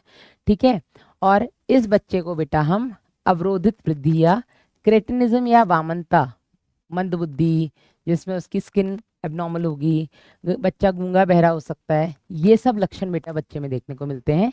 ऐसे बच्चे को हम क्रेटिन्स कहते हैं और इस रोग को हम क्रेटिनिज्म कहते हैं। ठीक है, तो फीमेल्स में अगर गर्भावस्था के दौरान हाइपोथायरॉइडिज्म हो जाए, अब थायरॉइडिज्म हो जाए, तो बेटा उसके गर्भ में पल रहा जो बच्चा है उसकी वृद्धि डायरेक्ट अफेक्ट होगी, क्योंकि थायराइड हार्मोन फिजिकल, मेंटल और सेक्सुअल तीनों ग्रोथ करवाता है। ग्रोथ हार्मोन केवल आपकी फिजिकल वृद्धि कराता है। ग्रोथ हार्मोन की कमी है तो आपकी बस हाइट कम या ज्यादा होगी, कमी है तो बौने रह जाओगे, ज्यादा है तो बहुत लंबे हो जाओगे, लेकिन मेंटल आपका जो आईक्यू वगैरह है वो सही रहेगा। पर अगर हाइपोथायरॉइडिज्म है तो आपका फिजिकल वृद्धि तो बच्चे की रुकेगी रुकेगी। अगर गर्भावस्था के समय माँ को हाइपोथायरॉइडिज्म है तो उसके गर्भ में पल रहा बच्चा फिजिकली तो वीक होगा ही, बौना भी होगा, उसका मानसिक विकास भी नहीं होगा, उसका जो लैंगिक अंगों का विकास है, जो जननांग है, उनका विकास भी प्रॉपर नहीं होगा। ठीक है, और अगर एडल्ट फीमेल्स में हाइपोथायरॉइडिज्म रहे, उसकी वजह से बेटा उनमें मेंस्ट्रुअल साइकिल भी इरेगुलर हो जाती है। ठीक है, जो हर महीने 28 दिन 30 दिन में मेंस्ट्रुअल साइकिल आती है वो भी इरेगुलर हो जाती है। ठीक है ना। थायराइड ग्रंथि में अगर बहुत ज़्यादा वृद्धि हो जाए, जिसको हम थायराइड ग्रंथि का कैंसर बोलेंगे, ठीक है, तो इसके चलते उसमें बहुत सारी गांठें बन जाएंगी, वृद्धि हो जाएगी, थायराइड हार्मोन का जो संश्लेषण है वो बहुत ज़्यादा होने लग जाएगा, बहुत ज़्यादा थायराइड हार्मोन बनने लग जाएगा। इसको बेटा हम थायराइड अतिक्रियता या हाइपर थायरॉइडिज्म बोलते हैं। क्या बोलते हैं? Hyper thyroidism. बहुत ज़्यादा है, इसमें भी आपका थायराइड ग्रंथि यहाँ पे भी बड़ी होगी, तो गलगंड आपको यहाँ पे भी देखने को मिलेगा। इसके अलावा बेटा उसका T3 T4 भी बहुत ज़्यादा बनने लग जाएगा, तो आपको दूसरे वहाँ पे लक्षण दिखेंगे। ठीक है, तो ये भी बेटा आपके जो बॉडी फिजियोलॉजी है उस पर विपरीत प्रभाव डालते हैं। तो चाहे हाइपोथायरॉइडिज्म हो चाहे हाइपर थायरॉइडिज्म हो, दोनों ही बेटा आपको अच्छे अच्छे मतलब बड़े बड़े रोग दे करके जाते हैं। आगे, ये थायराइड पैराथायराइड हमने बता ही दिया। थायराइड हार्मोन के काम क्या क्या है? ठीक है, तो ये इसके कार्य। तो सबसे पहला काम होता है बेटा इसका बेसल मेटाबॉलिक रेट को कंट्रोल करना या उसको रेगुलेट करना। दूसरा बेटा ये आरबीसी प्रोडक्शन करवाते हैं। तीसरा बेटा ये आपके कार्बोहाइड्रेट, प्रोटीन और वसा के मेटाबॉलिज्म में रोल प्ले करते हैं। चौथा ये वाटर और आयंस को भी रेगुलेट करते हैं। पांचवा बेटा इसमें लिखा है, नहीं लिखा है। पांचवा बेटा हम मेंढक में पढ़े थे कि मेंढक में ये लार्वा से वयस्क भी बनवाते हैं। ठीक है, जिसको हम कायांतरण या मेटामॉर्फोसिस कहते हैं, कायांतरण या मेटामॉर्फोसिस कहते हैं। ठीक है ना। तो इसके काम क्या क्या है बेटा? बेसल मेटाबॉलिक रेट को रेगुलेट करता है, ठीक है।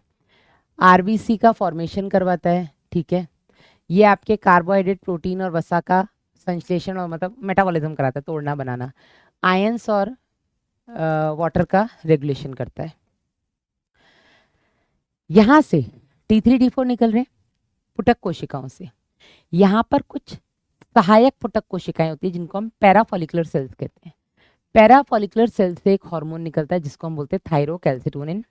और ये थायरोकैल्सिटोनिन अच्छा आपके T3 T4 आयोडीन से बनते हैं। थायरोकैल्सिटोनिन प्रोटीन प्रकृति का हार्मोन है, ठीक है, जो रक्त में कैल्शियम के स्तर का नियमन कराता है, ठीक है। अब अगर बहुत ज्यादा हाइपर सिक्रीशन हो जाए तो उससे नेत्रोत्सेदी गलगंड, जिसको हम एक्सोथैल्मिक गोइटर भी कहते हैं, ये भी बेटा हाइपर थायरॉयडिज्म लिखा है ना, अतिक्रियता, हाइपर थायरॉयडिज्म का, हाइपर थायरॉयडिज्म के कारण होता है। इसमें होता क्या है? एक्सो मतलब बाहर, ऑप्थेल मतलब आंख, ठीक है, गलगंड, तो गलगंड है मतलब यहाँ पे गले में सूजन तो होगी, थायराइड ग्रंथि का आकार बढ़ेगा। एक्सोप्थेल्मिक गोइटर, आंखें ऐसे बाहर की तरफ निकल के आ जाएंगी, ठीक है, मेंढक की जैसी, है ना। बीएमआर बहुत बढ़ जाएगा, ठीक है। तो यहाँ पर क्या होता है? थायराइड ग्रंथि की वृद्धि तो यहाँ पर भी होगी, आपके नेत्र गोलक बाहर की ओर आएंगे, ठीक है। बीएमआर आपका बढ़ जाएगा, बीएमआर बढ़ेगा तो बेटा वेट लॉस होने लग जाएगा। इसको हम ग्रेव्स डिजीज भी बोलते हैं, एक्सोप्थेल्मिक गोइटर या ग्रेव्स डिजीज, जो कि मतलब अति थायराइडिज्म की वजह से होती है, थायराइड ग्रंथि के अति स्राव की वजह से होती है, ठीक है। आगे बेटा पैराथायराइड हार्मोन। पैराथायराइड हार्मोन से एक ही पैराथायराइड ग्रंथि कहाँ पर स्थित होती है? थायराइड ग्रंथि के पीछे की तरफ। दो पालियां हैं, दोनों पालियों के पीछे एक एक जोड़ी आपके, मतलब टोटल 4 या 2 जोड़ी पैराथायराइड ग्रंथि पाई जाती हैं। इनसे निकलने वाला हार्मोन आपका पैराथ हार्मोन, ये भी एक प्रोटीन प्रकृति का पेप्टाइड हार्मोन है मतलब, ठीक है। और इसका काम भी रक्त में कैल्शियम के स्तर का नियमन होता है, ठीक है। तो मानव में 4 पैराथायराइड ग्रंथियां होती हैं जो कि थायराइड ग्रंथि की पश्च सतह पर यानी कि पीछे की तरफ स्थित होती हैं, ठीक है। दो पालियों पर, दोनों पालियों पर एक एक जोड़ी पैराथायराइड ग्रंथि पाई जाती है। यहाँ से पैराथ हार्मोन नाम का एक पेप्टाइड हार्मोन निकलता है, ठीक है। और ये बेटा रक्त में जो कैल्शियम घूम रहा है उसका बेटा नियमन करता है। आप ये बोल दो कि जो पैराथ हार्मोन होता है ये ब्लड कैल्शियम को इंक्रीज करता है, रक्त कैल्शियम को बढ़ाता है। और जो टीसीटी हमने पीछे पढ़ा था थायरोकैल्सिटोनिन, ये रक्त कैल्शियम को कम करता है। तो आप ऐसे बोल सकते हैं कि पैराथ हार्मोन और थायरोकैल्सिटोनिन ये दोनों मिलकर के रक्त में कैल्शियम के स्तर का नियमन कर रहे हैं, रक्त में कैल्शियम स्तर का ये नियमन कर रहे हैं। कौन? पैराथ हार्मोन और थायरोकैल्सिटोनिन, ठीक है। कैसे करता है अब ये? किस तरीके से बेटा ये रक्त में कैल्शियम के स्तर को बढ़ाता है? तो कैल्शियम के क्या क्या सोर्स हैं? हमारी बॉडी में अस्थियां हैं जो कि कैल्शियम को संग्रहित करके रख रही हैं। हम जो खाना खा रहे हैं वो पच रहा है, छोटी आंत में वहां पर अवशोषण हो रहा है। और हमारी किडनी के नेफ्रॉन्स में भी आयंस का एब्जॉर्प्शन हो रहा है। तो बॉडी में कैल्शियम या ब्लड में कैल्शियम के स्तर को बढ़ाने के लिए ये बोन्स से कैल्शियम को खींचेगा, मतलब बोन्स को तोड़ेगा, बोन्स को अंदर से कमजोर कर देगा। ये कहेगा मुझे फर्क नहीं पड़ता बोन्स में चाहिए कि नहीं, लेकिन मुझे ब्लड में कैल्शियम बढ़ाना, तो ये अस्थियों से निकाल के कैल्शियम ले आएगा। ये छोटी आंत में भोजन से कैल्शियम का अवशोषण बढ़ा देगा और ये आपकी किडनीज के नेफ्रॉन्स में कैल्शियम का रीअब्जॉर्प्शन, पुनः अवशोषण बढ़ा देगा। हर तरीके से ब्लड में कैल्शियम को इंक्रीज करता है। इसका ठीक उल्टा काम आपका थायरोकैल्सिटोनिन करता है। वो रक्त में कैल्शियम को कम करने के लिए बोन में भेजेगा, आपके आंत में अवशोषण को रोकेगा, वृक्काणु में पुनः अवशोषण को रोकेगा, वो ब्लड में कैल्शियम को कम करता है। दोनों मिलके ब्लड कैल्शियम को रेगुलेट करते हैं। तो ये बेटा रक्त में कैल्शियम के स्तर को बढ़ाता है और इसके लिए बेटा ये अस्थियों पर कार्य करता है, ठीक है। अस्थि से कैल्शियम का अवशोषण करवाता है। साथ ही साथ बेटा ये किडनी के जो नलिकी भाग है वहां से कैल्शियम का पुनः अवशोषण करेगा और आपका जो पचाया हुआ भोजन है छोटी आंत में वहां से भी कैल्शियम का अवशोषण बढ़ाएगा, ठीक है। तो ये क्लियर है कि ये आपका अति कैल्शियमिक रक्तता हार्मोन हाइपर कैल्शियमिक हार्मोन है, ब्लड में कैल्शियम को हाइपर यानी कि बढ़ाने का काम कर रहा है, ठीक है। क्योंकि ये रक्त में कैल्शियम को बढ़ाता है। ये थायरोकैल्सिटोनिन के साथ मिलकर के शरीर में कैल्शियम के स्तर को रेगुलेट करता है। थायरोकैल्सिटोनिन के साथ मिलकर के रक्त में इसका स्तर को बढ़ाता है। थायरोकैल्सिटोनिन के साथ मिलकर शरीर में कैल्शियम का संतुलन बनाए रखने में महत्वपूर्ण भूमिका निभाता है। ठीक है, ये गलत है लिखी लाइन।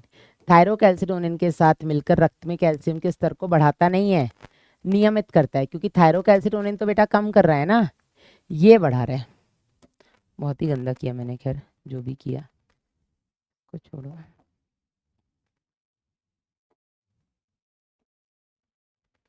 इस लाइन को गायब ही कर दो तुम लोग मेरी तरफ से। डन, ये हो गया आपका पैराथायराइड। अब आ जाओ अगला आपका थाइमस ग्रंथि।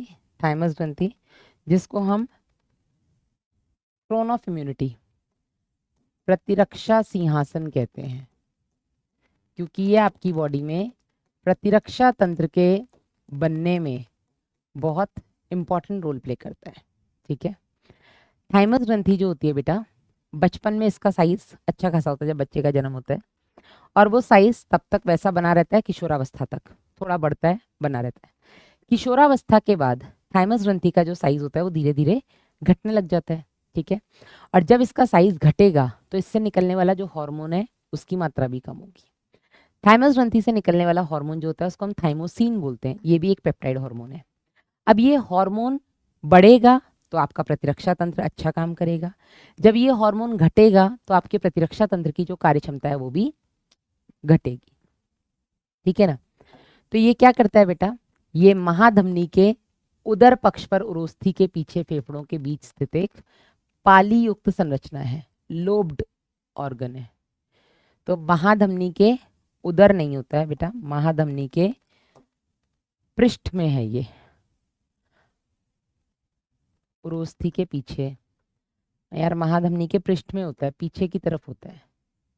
ठीक है, दोनों फेफड़ों के बीच। आगे बेटा, प्रतिरक्षा तंत्र के विकास में इसकी महत्वपूर्ण भूमिका होती है। थाइमोसिन नामक पेप्टाइड हार्मोन का ये स्राव करता है। थाइमोसिन थाइमस ग्रंथि में आपके, याद करिए, लसिकाणु दो तरीके के होते हैं, बी लसिकाणु, टी लसिकाणु। टी लसिकाणु थाइमस ग्रंथि में विभेदित होते हैं, बी लसिकाणु बोन मैरो, अस्थि मज्जा में विभेदित होते हैं। इसके बारे में हम मानव स्वास्थ्य और रोग, जो आपका क्लास 12th का चैप्टर है, उसमें डिटेल में पढ़ेंगे। ठीक है ना, ये आपको कोशिका माध्यित प्रतिरक्षा यानी कि सेल मीडिएटेड इम्यूनिटी प्रोवाइड करता है। सेल मीडिएटेड इम्यूनिटी, ये जो बेटा सेल मीडिएटेड इम्यूनिटी है, यही आपके ग्राफ्ट रिजेक्शन के लिए जिम्मेदार है। ग्राफ्ट रिजेक्शन क्या होता है, ये जो आप अंग प्रत्यारोपण करते हो ना, कि कोई अंग आपका खराब हो गया, स्पेशली किडनी, तो हम किसी और की किडनी लेकर के अपने शरीर में लगवाते हैं, तो किसी और की किडनी है, बाहरी किडनी है ना, तो हमारा प्रतिरक्षा तंत्र में ये कोशिका माध्यित प्रतिरक्षा है जो पहचानती है कि ये तो अपनी नहीं है, किसी और की है, मारो, है ना। तो आपकी ऑपरेशन, पैसा, सब सब बर्बाद हो जाता है। ठीक है ना, तो ये कोशिका माध्यित प्रतिरक्षा ही है जो अपने और पराये अंग में डिफरेंस करती है, और अगर उसको पता लग जाए कि ये बाहर का है तो वो उसको पकड़ के मारेगी। ठीक है ना, तो जो लोग अंग प्रत्यारोपण करते हैं वो अंग प्रत्यारोपण के बाद जब तक जिंदा है तब तक ऐसी दवाइयां खाते हैं जो इनके इस कोशिका माध्यित प्रतिरक्षा तंत्र को दबा कर रखती है। गलती से भी पहचान ना लें ये अपना या पराया है, वरना मारेंगे। तो ऐसी दवाइयों को हम इम्यूनो सप्रेसेंट्स, इम्यूनो मतलब आपके प्रतिरक्षा तंत्र को सप्रेस करके रखती है, दबा के रखती है। ठीक है, चलिए, तो इसके अतिरिक्त बेटा ये जो है ये आपके तरल प्रतिरक्षा, ह्यूमरल इम्यूनिटी के लिए भी जरूरी है। उसके लिए बेटा ये प्रतिरक्षी उत्पादन करवाती है, प्रतिजैव नहीं, प्रतिरक्षी यानी कि एंटीबॉडीज का फॉर्मेशन भी करवाती है। बढ़ती उम्र के साथ बेटा ये घटने लग जाती है, ये नष्ट होने लग जाती है, जिसके चलते थाइमोसिन भी घट जाता है। यही कारण है कि बूढ़े लोगों की प्रतिरक्षा जो प्रक्रिया है या जो इम्यून सिस्टम है उनका, वो कमजोर हो जाता है बुढ़ापे पे। एक बच्चा बीमार हुआ, एक बूढ़ा बीमार हो, तो बच्चा जल्दी ठीक होता है, बूढ़े को ठीक होने में टाइम लगता है ना, क्योंकि बच्चे के अंदर थाइमस है, थाइमोसिन आ रहा है, बढ़िया उसका प्रतिरक्षा तंत्र काम कर रहा है। बूढ़े के अंदर थाइमस नष्ट हो चुका है, थाइमोसिन आ नहीं रहा है, तो उसका प्रतिरक्षा तंत्र उतना अच्छा काम नहीं करेगा जितना बच्चे का। ठीक है, नेक्स्ट है आपकी अधिवृक्क ग्रंथि, जिसको हम आपातकालीन ग्रंथि भी कहते हैं। आपातकालीन, इमरजेंसी ग्रंथि कहते हैं। ठीक है, अधिवृक्क ग्रंथि की लोकेशन क्या है आप यहाँ देख सकते हैं, आपकी किडनी के ऊपर की तरफ। तो दोनों किडनी, आपके पास एक जोड़ी किडनी है ना, राइट और लेफ्ट, दोनों किडनी के ऊपर एक एक, या हम अग्रभाग में बोलते हैं। ये बॉडी का अग्रभाग हुआ, नीचे की तरफ पश्च हुआ, आगे अधर, पीछे पृष्ठ, साइड में पार्श्व। तो आपकी किडनी के अग्रभाग में ये स्थित होती है। ठीक है, अब अधिवृक्क ग्रंथि के दो भाग होते हैं, एक छोटा सा बीच में मध्यांश भाग मेड्यूला, ठीक है, एड्रिनल मेड्यूला, ये छोटा सा भाग होता है बीच में, और बड़ा भाग होता है इसका एड्रिनल कॉर्टेक्स। याद करिए हमने पीछे पढ़ा था ACTH, है ना, ACTH रिलीजिंग हार्मोन, जिसके चलते अग्रपीयूष ग्रंथि से निकलेगा ACTH, और वो आपके अधिवृक्क वल्कुट को बोलेगा भैया हार्मोन निकालो। तो मोचक हार्मोन आएगा हाइपोथैलेमस से, इसके कहने पर अग्रपीयूष ग्रंथि निकालेगी ACTH, जो कि अधिवृक्क ग्रंथि से एड्रिनोकॉर्टिकोइड सॉरी आपके अधिवृक्क वल्कुट ग्रंथि से बोलेगी अपने हार्मोन्स निकालो। कौन कौन से अभी हम देखेंगे, मिनरलोकॉर्टिकोइड, ग्लूकोकॉर्टिकोइड और गोनाडोकॉर्टिकोइड। ठीक है ना, चलिए, तो आपका प्रत्येक वृक्क के अग्र में एक जोड़ी अधिवृक्क ग्रंथि है, मतलब दोनों किडनी के आगे, इन टोटल एक जोड़ी। ठीक है ना, ग्रंथियां दो प्रकार के ऊतक से बनी है। ठीक है, बीच में जो होता है बेटा, इसको हम अधिवृक्क मध्यांश, और बाहर की तरफ अधिवृक्क वल्कुट स्थित होता है। ठीक है, इसके अलावा बेटा अधिवृक्क मध्यांश में दो हार्मोन्स बनते हैं, जिन्हें हम एड्रेनलिन या एपिनेफ्रिन, नॉर एड्रेनलिन या नॉर एपिनेफ्रिन कहते हैं, और इन दोनों को मिलाकर के हम कैटेकोलामीन्स कह देते हैं। चाहो तो आप इसी में लिख लो कि आपका ये जो एड्रेनल मेड्यूला है बेटा, एड्रेनल मेड्यूला से कैटेकोलामीन्स निकलते हैं। क्या निकलते हैं? कैटेकोलामीन्स। कैटेकोलामीन्स आपके प्रोटीन मतलब अमीनो अम्ल से बने हैं, ये आपके अमीनो अम्ल व्युत्पन्न यानी कि डेराइव्ड हॉर्मोन्स हैं। अब कैटेकोलामीन्स में आपके दो आ जाते हैं, कौन कौन से? इसी में आ जाता है आपका एड्रीनलिन और नॉर एड्रीनलिन। एड्रीनलिन को ही बेटा हम एपिनेफ्रिन, नॉर एड्रीनलिन को ही हम नॉर एपिनेफ्रिन के नाम से जानते हैं। ठीक है, ये आपके इमरजेंसी में आते हैं। ठीक है, ये आपका जो है एक्चुअल में वो इमरजेंसी हार्मोन है, क्योंकि बेटा ये आपके अधिवृक्क का भाग है, इसीलिए हम अधिवृक्क ग्रंथि को ही इमरजेंसी ग्रंथि बोल देते हैं, आपातकालीन ग्रंथि बोल देते हैं। अब इमरजेंसी में आपके साथ जो कुछ भी हो रहा है वो आपके तंत्रिका तंत्र का स्वायत्त तंत्रिका तंत्र, जिसको हम ऑटोनॉमिक नर्वस सिस्टम बोलते हैं, वो कंट्रोल करता है इमरजेंसी में, जिसके अनुकंपी और परानुकंपी दो भाग होते हैं। अनुकंपी इमरजेंसी में कंट्रोल करता है। ये जो आपका बेटा मध्यांश है ना, ये आपके स्वायत्त तंत्रिका तंत्र के साथ जुड़ा हुआ है, आप ऐसे समझ लो। ठीक है, समझ लो क्या होता ही है। स्वायत्त तंत्रिका तंत्र जो इमरजेंसी में काम करता है, अधिवृक्क मध्यांश जो इमरजेंसी में काम करता है, दोनों लिंक्ड है आपस में, दोनों कनेक्टेड है। ठीक है ना, चलिए, और आपका जो वल्कुट है, इस वल्कुट से निकलते हैं बेटा आपके कॉर्टिकॉइड्स। क्या निकलते हैं? कॉर्टिकॉइड्स। ये जो कॉर्टिकॉइड्स हैं बेटा, ये स्टेरॉइड्स हैं। स्टेरॉइड्स मतलब ये वसा व्युत्पन्न है।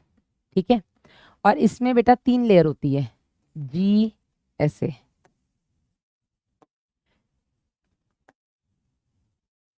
GFR, जोना ग्लोमेरुलोसा, जोना पेसिकुलेटा, जोना रेटिकुलरिस। ये 3 लेयर से निकलने वाले हॉर्मोन्स हैं आपके मिनरलोकॉर्टिकॉइड, ग्लूकोकॉर्टिकॉइड और सेक्स कॉर्टिकॉइड। सेक्स कॉर्टिकॉइड, ठीक है, ये ग्लूकोकॉर्टिकॉइड और ये मिनरलोकॉर्टिकॉइड। ठीक है, मिनरलोकॉर्टिकॉइड है तो मिनरल्स को रेगुलेट करेगा बॉडी में, ग्लूकोकॉर्टिकॉइड है तो ग्लूकोज को रेगुलेट करेगा, ग्लूकोज उपापचयन, और गोनाडोकॉर्टिकॉइड है तो आपके सेक्सुअल कैरेक्टर्स के लिए रिस्पॉन्सिबल होगा। ठीक है, इसीलिए बेटा हम इसको 4S ग्लैंड बोलते हैं। 4S मतलब सॉल्ट, शुगर, सेक्स और स्ट्रेस। आपातकालीन स्ट्रेस की कंडीशन में निकल रहा है, सॉल्ट, शुगर, सेक्स, स्ट्रेस। ठीक है, और इमरजेंसी इसको हम इसलिए बोलते हैं, ये इमरजेंसी में आपका जो एड्रेनलिन है, ठीक है, क्योंकि ये 3F है। 3F मतलब आपका फियर, फाइट, फ्लाइट, उस कंडीशन में निकलता है। ये सब कुछ आप इसी डायग्राम में ऐड कर सकते हैं। तो इनको मिला के हम कैटेकोलामीन्स कहते हैं। ये किसी भी प्रकार के दबाव या आपातकालीन स्थिति में तेजी से स्रावित होते हैं, इसीलिए बेटा हम इनको आपातकालीन हार्मोन या युद्ध हार्मोन या फ्लाइट हार्मोन भी कहते हैं, एड्रेनलिन और नॉरेड्रेनलिन को। अब होता क्या है इमरजेंसी में आपके साथ बेटा, आप अलर्ट हो जाते हैं। ठीक है, आपकी अलर्टनेस बढ़ जाती है, आप अलर्ट हो जाते हो, आप एकदम सतर्क हो जाते हो। कुछ भी आवाज़, कुछ भी मूवमेंट, आप तुरंत उसके लिए आप अलर्ट हो जाते हो। ठीक है, वैसे आप पड़े हो, एक आध आवाज़ आ रही है, कोई नहीं, लेकिन पता है कोई इमरजेंसी है, तो ज़रा सी आवाज़ के लिए भी आप बिल्कुल उसके हिसाब से पोजीशन लेने के लिए तैयार बैठे रहोगे। ठीक है ना, अलर्टनेस बढ़ा देते हैं। डर में हमारी आंखें फैल जाती हैं, पसीना आने लग जाता है, रोंगटे खड़े हो जाते हैं, मुंह सूख जाता है, तो वो सब कुछ इसकी वजह से हो रहा है। हार्ट बीट बढ़ जाती है, श्वसन दर बढ़ जाती है। ठीक है, तो जो कुछ भी हो रहा है एड्रेनलिन, और आपका स्वायत्त तंत्रिका तंत्र का अनुकंपी तंत्रिका तंत्र, वो भी इमरजेंसी में, ये भी एड्रेनलिन भी इमरजेंसी में। तो आपकी आंखें फटी की फटी रह जाएंगी, पुतलियों का फैलाव, रोंगटे खड़े होना, पसीना, ये सब होता है। इसके अलावा बेटा ये आपके हृदय की धड़कन, हृदय संकुचन, स्ट्रोक वॉल्यूम भी बढ़ जाता है, हार्ट रेट भी बढ़ जाता है, श्वसन दर भी बढ़ जाती है। साथ ही साथ बेटा इमरजेंसी में आपको एनर्जी ज़्यादा चाहिए, हो सकता है भागना पड़ जाए, तो उस टाइम पर बेटा ब्लड ग्लूकोज को बढ़ाता है ये, तो ये ग्लाइकोजन को तोड़ता है। ठीक है, साथ ही साथ बेटा ये ग्लाइकोजन के टूटने से रक्त का ग्लूकोज स्तर बढ़ जाता है। साथ ही साथ ये आपके लिपिड और प्रोटीन को भी तोड़ता है। ये हर तरह से आपको तैयार कर देता है कि बस आप भाग लो, कुछ भी हो जाए तो। ये हो गए आपके मध्यांश से निकलने वाले हार्मोन। तो जो कुछ भी आपके साथ इमरजेंसी में हो रहा है वो आपका स्वायत्त तंत्रिका तंत्र का अनुकंपी तंत्रिका अनुकंपी और आपका अधिवृक्क मध्यांश से निकलने वाले एड्रेनलिन और नॉर एड्रेनलिन की वजह से होता है। ठीक है ना, अब आ जाओ अधिवृक्क वलकुट, बाहर वाली जो लेयर है।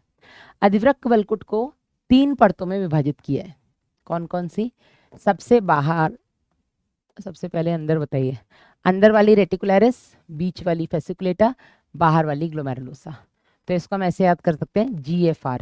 ठीक है, GFR क्या होता है? ग्लोमेरुलर फिल्ट्रेशन रेट, गुच्छे निस्यंदन दर। GFR बाहर ग्लोमेरुलोसा, बीच में फेसिकुलेटा, सबसे अंदर रेटिकुलरिस, उनसे निकलने वाले हार्मोन्स बता दिए मैंने आपको। कई हार्मोन का स्राव करता है जिनको मिला करके बेटा हम कॉर्टिकॉइड्स या कॉर्टिकोस्टेरॉइड्स बोल देते हैं। ये सारे के सारे आपके वसा व्युत्पन्न है। ठीक है, इनमें जो कॉर्टिकॉइड्स है बेटा, ये जो कार्बोहाइड्रेट के उपापचयन में इन्वॉल्व होते हैं उनको हम ग्लूकोकॉर्टिकॉइड्स कहते हैं। तो वो कॉर्टिकॉइड्स या वो स्टेरॉइड्स जो कि आपका कार्बोहाइड्रेट का उपापचयन करा रहे हैं उनको हम ग्लूकोज कार्बोहाइड्रेट, उनको हम ग्लूकोकॉर्टिकॉइड्स कहते हैं। ग्लूकोकॉर्टिकॉइड्स कहाँ से निकलते हैं बेटा आपके? ये निकलते हैं जोना फेसिकुलेटा से। ठीक है, जो मध्य परत है उससे। इसके अलावा बेटा हमारे शरीर में कॉर्टिसोल मुख्य कॉर्टिकोस्टेरॉइड है, मुख्य ग्लूकोकॉर्टिकॉइड है। ठीक है, तो मेन ग्लूकोकॉर्टिकॉइड कौन सा हार्मोन है? कॉर्टिसोल। कॉर्टिसोल क्या करता है? ब्लड ग्लूकोज को बढ़ाता है। ठीक है, अब वो हार्मोन जो मिनरल्स के बैलेंस के लिए जिम्मेदार है, मिनरल्स यानी कि सोडियम आयन और पानी के लिए, इसको बेटा हम कह देते हैं मिनरलोकॉर्टिकॉइड।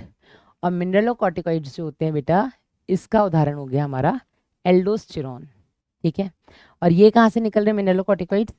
ये निकल रहे हैं आपके जोना ग्लोमेरुलोसा से, जो सबसे बाहर की परत है। इसके अलावा बेटा ग्लूकोकॉर्टिकॉइड करते क्या है? ये ग्लाइकोजन को तोड़ते हैं, ग्लाइकोजन का संश्लेषण करते हैं, गलत बता रहे हैं, ग्लाइकोजन का अपघटन करते हैं, ग्लाइकोजन का अपघटन करते हैं, ग्लाइकोजन को तोड़ते हैं, ठीक है, नया ग्लूकोज बनाते हैं, वसा अपघटन, प्रोटीन अपघटन कराते हैं। साथ ही साथ ये अमीनो एसिड और ग्लूकोज के कोशिकाओं द्वारा उपयोग को रोक देते हैं। ये कह रहे हैं हम इतनी मेहनत करते हैं तो ब्लड ग्लूकोज बढ़ा रहे हैं, तुम वो ग्लूकोज और अमीनो एसिड ले जाओगे तो हमारी तो मेहनत बेकार है। तो ये ओवरऑल ब्लड ग्लूकोज को बढ़ाते हैं, ठीक है। आप ऐसे लिख लो कि ये आपके ब्लड ग्लूकोज को इंक्रीज करते हैं, बढ़ाते हैं, ठीक है। दूसरा, ये आपके हृदय संबंधी तंत्र का रख रखाव और आपकी किडनी की क्रियाओं में भी इन्वॉल्व होते हैं, ठीक है। ये मेनली बेटा आपके एंटी इन्फ्लेमेटरी जो शोथ प्रतिक्रियाएं हैं उनको रोकता है, और ये आपके प्रतिरक्षा तंत्र यानी कि इम्यून सिस्टम की रिएक्शंस को भी एंटी इन्फ्लेमेटरी होता है, जो आपकी इन्फ्लेमेटरी रिएक्शंस है उनको भी रोकता है। और क्या बोलेंगे इसको हम, प्रतिशोध प्रतिक्रियाओं को प्रेरित करता है। प्रतिशोध तो एंटी इन्फ्लेमेटरी हो गई ना, हाँ। और प्रतिरक्षा तंत्र, प्रतिरक्षा तंत्र की क्रियाओं को रोक रहे हैं यानी आपका ये इम्यूनो सप्रेसिव है। अभी मैंने आपको बताया था थाइमोसिन, ग्राफ्ट रिजेक्शन, कोशिका माध्यस्थ प्रतिरक्षा, ठीक है। फिर मैंने आपको बताया था कि जो लोग भी कोई भी अंग प्रत्यारोपण कराते हैं वो पूरी जिंदगी इम्यूनो सप्रेसेंट्स खाते हैं, ऐसी दवाइयां जो इम्यून सिस्टम को दबा देती है।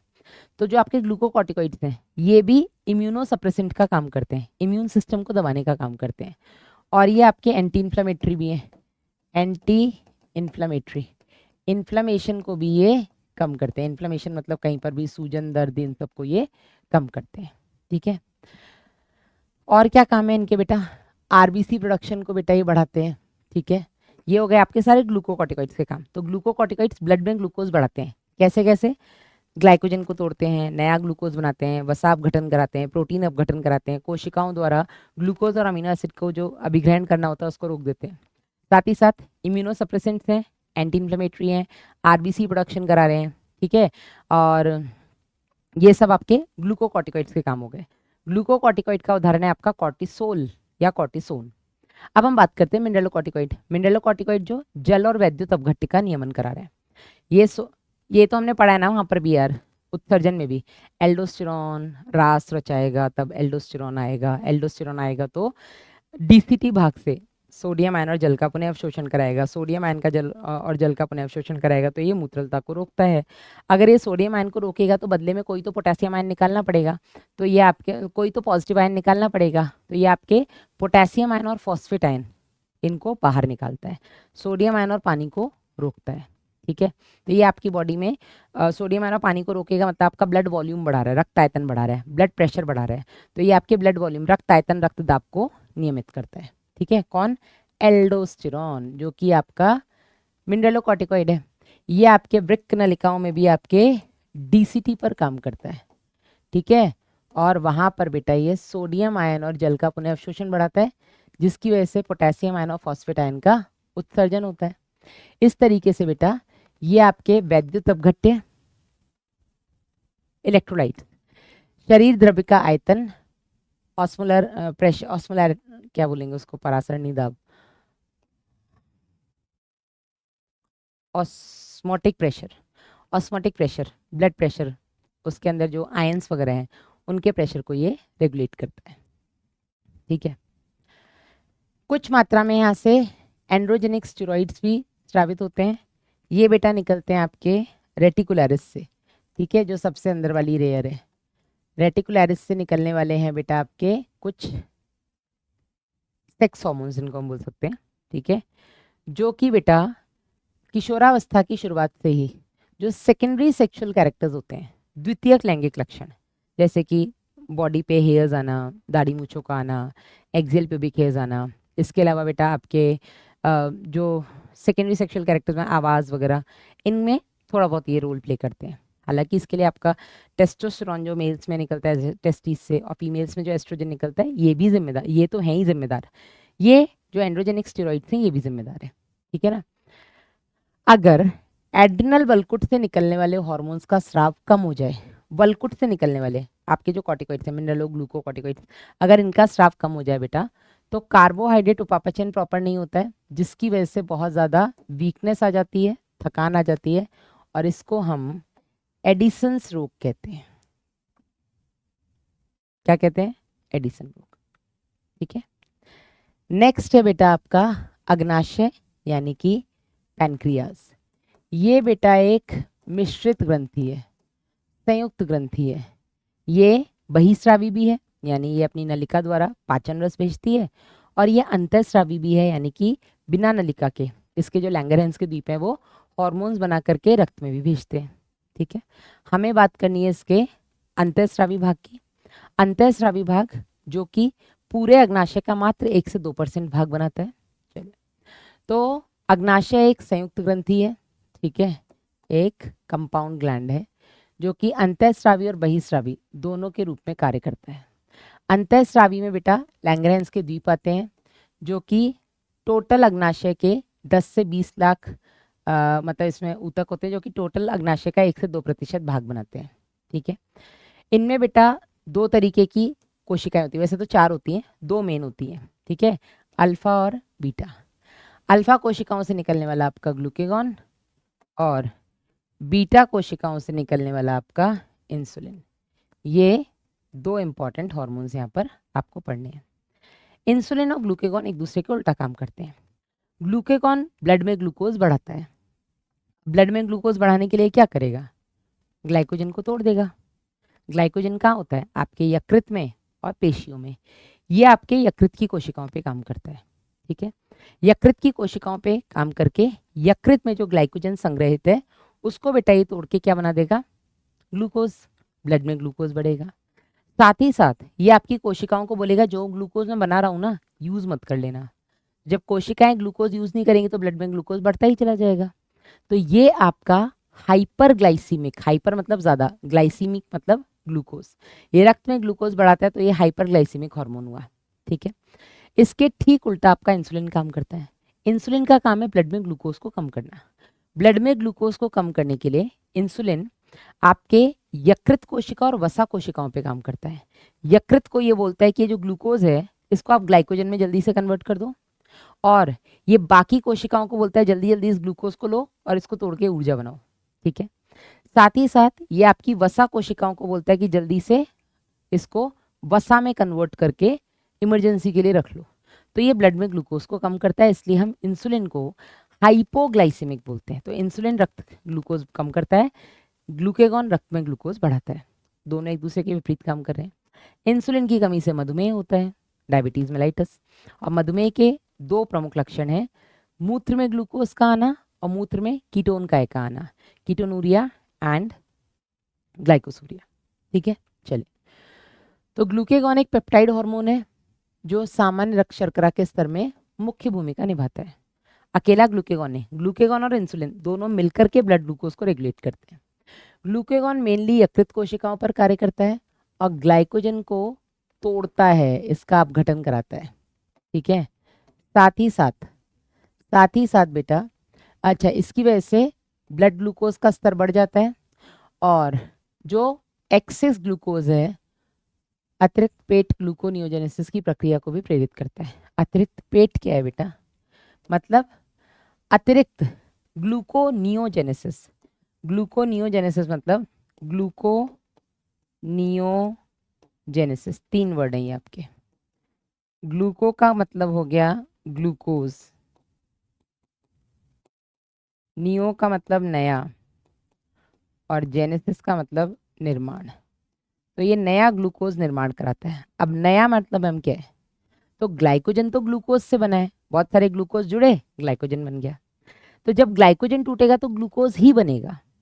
लेकिन अगर हम, ग्लाइकोजन भी कार्बोहाइड्रेट, ग्लूकोज भी कार्बोहाइड्रेट, अगर हम कार्बोहाइड्रेट के अलावा किसी दूसरे स्रोत से, प्रोटीन से, वसा से, इससे बेटा अगर हम ग्लूकोज बनाए तो उसको हम नया ग्लूकोज बनना बोलते हैं।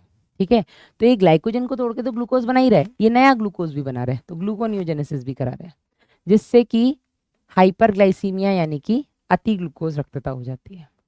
ग्लूकेगॉन साथ ही साथ कोशिकाओं द्वारा शर्करा के यूज को भी रोक देता है, जिससे कि हाइपरग्लाइसीमिया की कंडीशन बनती है, इसको हम हाइपरग्लाइसीमिक बोलते हैं। इंसुलिन भी बेटा प्रोटीन हार्मोन है जो ग्लूकोज समस्थापन यानी इक्विलिब्रियम करवाता है, ग्लूकोज को बैलेंस करता है ब्लड में, ठीक है ना। ये मुख्यतः आपकी हिपैटोसाइट और एडिपोसाइट्स पर कार्य करता है। हिपैटो यानी कि यकृत कोशिकाओं पर, और एडिपो यानी कि वसा साइट मतलब कोशिकाओं पर काम करता है। और बेटा ये आपके कोशिकाओं द्वारा ग्लूकोज के उपयोग को बढ़ा देता है। ले जाओ, ब्लड में ही पड़ा है, तुम क्या कर रहे हो, ले जाओ, ऊर्जा बनाओ, ठीक है ना। जिसकी वजह से ग्लूकोज जो है बेटा रक्त में उसका स्तर कम हो जाता है, क्योंकि एडिपोसाइट और हेपेटोसाइट उसको यूज कर रहे हैं, ठीक है। और इसलिए हम इसको हाइपोग्लाइसीमिक हार्मोन कहते हैं, है ना। इंसुलिन लक्ष्य कोशिकाओं में ग्लूकोज से ग्लाइकोजन बनवाता है, ठीक है, और रक्त में ग्लूकोज को कम करता है, ठीक है। तो ये दोनों हार्मोन मिलकर के ग्लूकोज का समस्थापन यानी कि इक्विलिब्रियम करवा रहे हैं। लंबी अवधि, अगर बहुत लंबे समय तक बेटा ब्लड ग्लूकोज बढ़ा रहता है तो इसके कारण होने वाले रोग को हम डायबिटीज मेलाइटस यानी कि मधुमेह कहते हैं, जिसमें ग्लाइकोसूरिया और कीटोनूरिया देखने को मिलता है, ठीक है। इसको हम ग्लाइकोसूरिया, ग्लाइको मतलब ग्लूकोज, सूरिया मतलब यूरिन में ग्लूकोज का आना, और कीटोन बॉडीज का यूरिन में आना, इसको हम कीटोन्यूरिया कहते हैं, जो कि खतरनाक मतलब जो कि इसके लक्षण है, ठीक है। मधुमेह के मरीजों को हम इंसुलिन का इंजेक्शन दे करके ठीक कर सकते हैं, ठीक मतलब उनके ब्लड शुगर को हम रेगुलेट कर सकते हैं। बॉडी में इंसुलिन नहीं बनना ना, बाहर से इंसुलिन दे दो, कंट्रोल हो जाएगा। अब ये भी अलग अलग तरह का होता है, डायबिटीज मेलाइटस टाइप 1 टाइप 2 आगे जाके आप लोग पढ़ेंगे। नेक्स्ट है आपका वृषण। अब हम आ गए हैं जनद पे, ठीक है। तो जनद गोनाड, नर में वृषण, मादाओं में अंडाशय। नर में बेटा जो वृषण होते हैं वो उदर गुहा के बाहर होते हैं, स्क्रॉटम सैक में या वृषण थैली में, ठीक है। तो ये बेटा उदर गुहा के बाहर वृषण कोश में स्थित होते हैं और एक जोड़ी होते हैं, ठीक है। ये प्राइमरी सेक्सुअल ऑर्गन्स हैं। प्राइमरी सेक्स ऑर्गन्स मतलब जो दो काम करते हैं। पहला क्या बोलते हैं उसको, युग्मक निर्माण करते हैं, तो ये शुक्राणु बना रहे हैं इसलिए प्राइमरी सेक्स ऑर्गन्स है। दूसरा बेटा ये जनन संबंधी हॉर्मोन्स बनाते हैं। तो प्राइमरी सेक्स ऑर्गन्स के दो काम होते हैं, पहला तो युग्मक निर्माण, दूसरा जनन संबंधी हॉर्मोन्स। तो ये बेटा आपके प्राथमिक लैंगिक अंग के साथ साथ अंतःस्रावी ग्रंथि की तरह भी काम करते हैं, क्योंकि ये जनन हॉर्मोन्स बना रहे हैं ना। तो इसमें बेटा शुक्रजनक नलिकाएं होती हैं, इसको हम डिटेल में पढ़ेंगे। मानव जनन जो आपका चैप्टर है क्लास 12th, है ना, मानव जनन में हम इसको डिटेल में पढ़ेंगे, ठीक है। तो जो आपकी शुक्रजनक नलिकाएं होती हैं और उसमें जो भरण ऊतक होता है जिसके अंदर आपकी अंतराली कोशिकाएं पाई जाती हैं, ये बेटा एंड्रोजन, जिसको हम नर जनन मतलब हार्मोन्स का समूह बोलते हैं, जिनमें प्रमुख एंड्रोजन है आपका टेस्टोस्टेरोन। एंड्रोजन बेटा नर जनन हार्मोन्स का समूह है, इसमें मेन एंड्रोजन जो है वो आपका टेस्टोस्टेरोन है, ठीक है ना।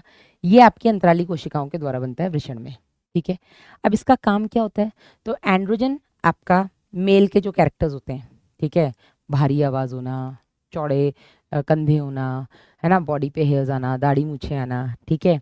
इसके अलावा उनमें गुस्से वाला जो उनका स्वभाव होता है, इसके अलावा उनके अंदर शुक्राणु निर्माण में ये करवाते हैं, और प्रोटीन और कार्बोहाइड्रेट का एनाबॉलिज्म करवाते हैं। एनाबॉलिज्म मतलब कि फॉर्मेशन कराते हैं, ब्लड ग्लूकोज को कम करते हैं, ठीक है। तो ये बेटा सहायक जननांग और ये जो भी सेक्स ऑर्गन्स हैं उनकी वृद्धि करवाते हैं।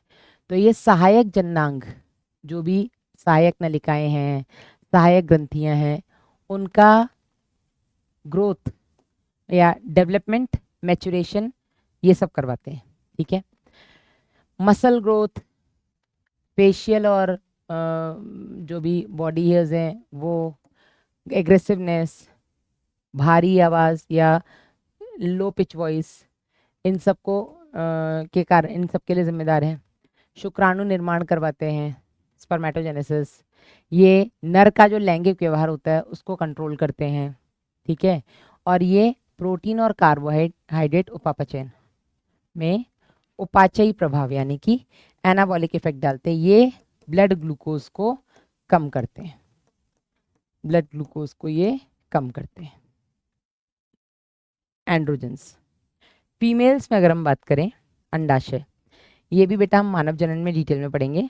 लेकिन अंडाशय के अंदर बेटा 2 हॉर्मोन्स इंपॉर्टेंट हैं, एक आपका एस्ट्रोजन, एक टेस्टोस्टेरोन। मेल्स में एंड्रोजन्स होते हैं, मेन एंड्रोजन टेस्टोस्टेरोन। फीमेल्स में ईस्ट्रोजन और प्रोजेस्टेरोन, टेस्टोस्टेरोन नहीं प्रोजेस्टेरोन। ठीक है, दोनों के काम देख लेते हैं। तो मादाओं में बेटा अंडाशय उदर में स्थित होते हैं, एक जोड़ी। ठीक है, प्राथमिक मादा लैंगिक अंग है क्योंकि ये युग्मक बना रहा है अंडाणु, साथ ही साथ ये मादा जनन हॉर्मोन्स बना रहा है, ईस्ट्रोजन प्रोजेस्टेरोन। ठीक है, प्रत्येक मेंस्ट्रुअल साइकिल के दौरान एक अंडाणु बनवाता है। इसके अतिरिक्त बेटा ये 2 प्रकार के स्टेरॉइड हॉर्मोन्स भी रिलीज करता है, एस्ट्रोजन और प्रोजेस्टेरोन।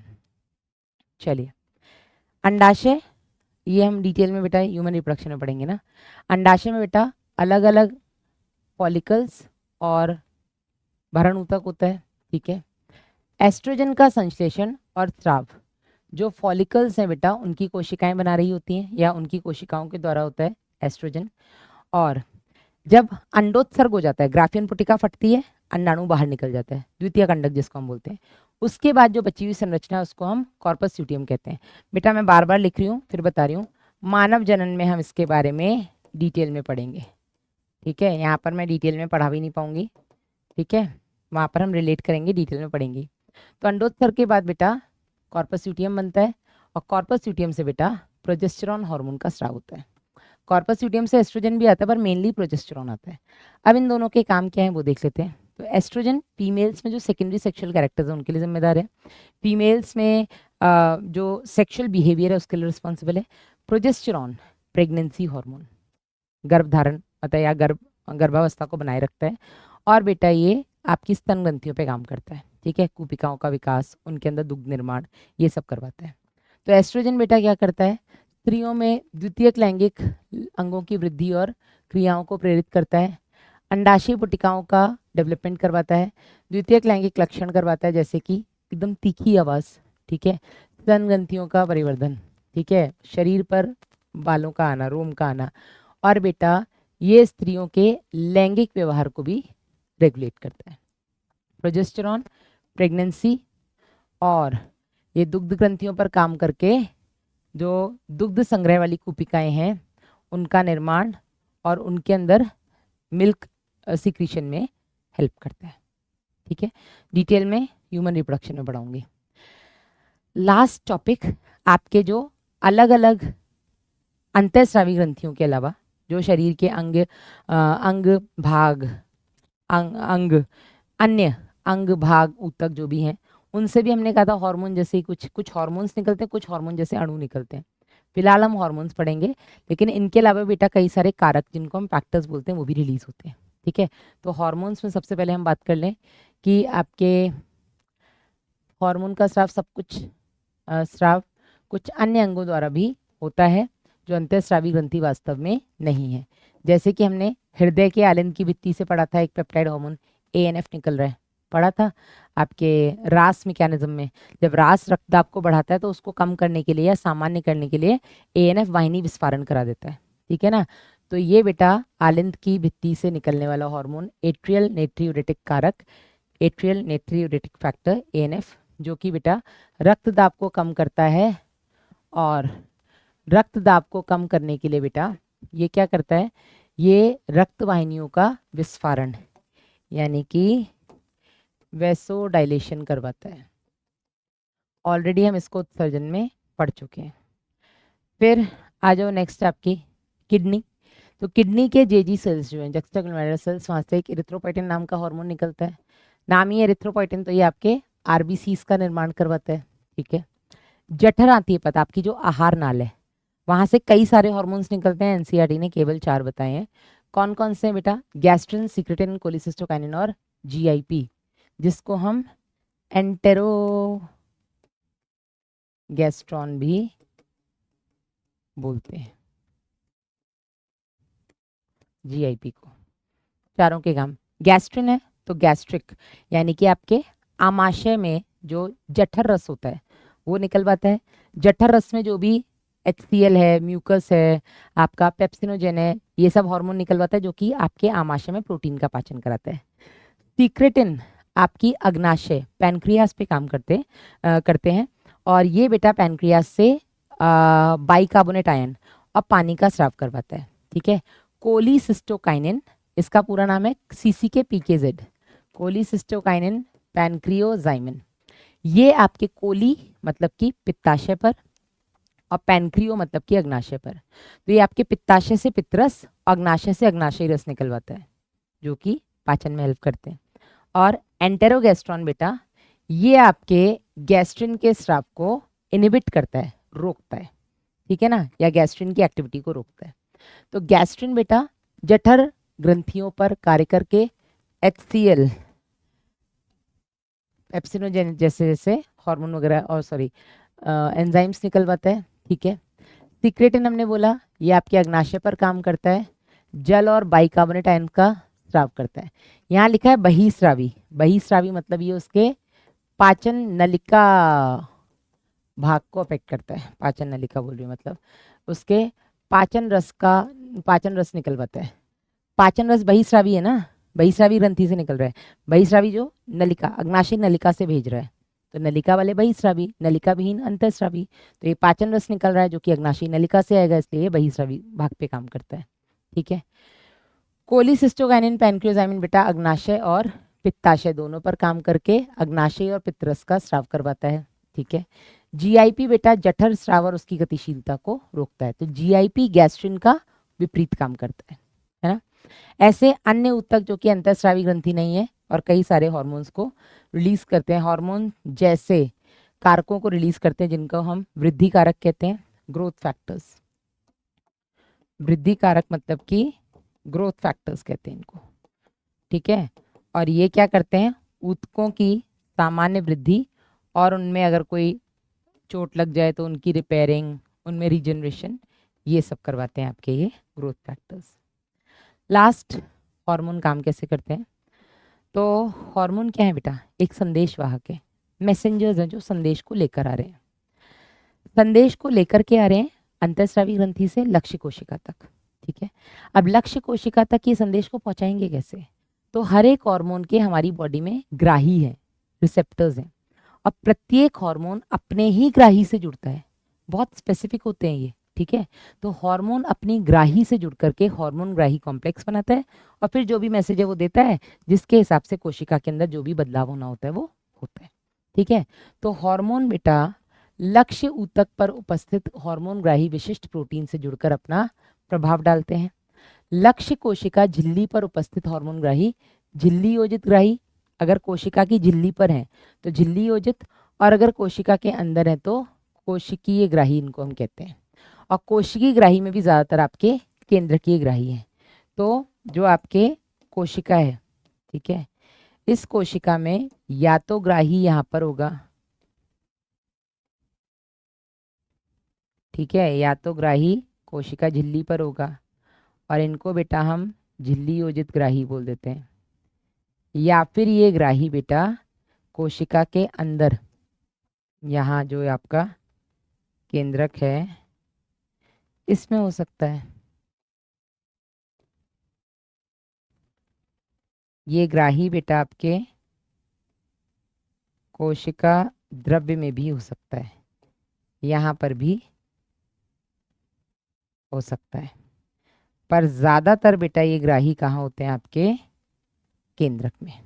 ठीक है, जो बाहर की तरफ है इसको हम बोलते हैं झिल्ली योजित, यानी कि मेम्ब्रेनस रिसेप्टर्स। जो अंदर है बेटा इनको हम बोलते हैं कोशिकीय।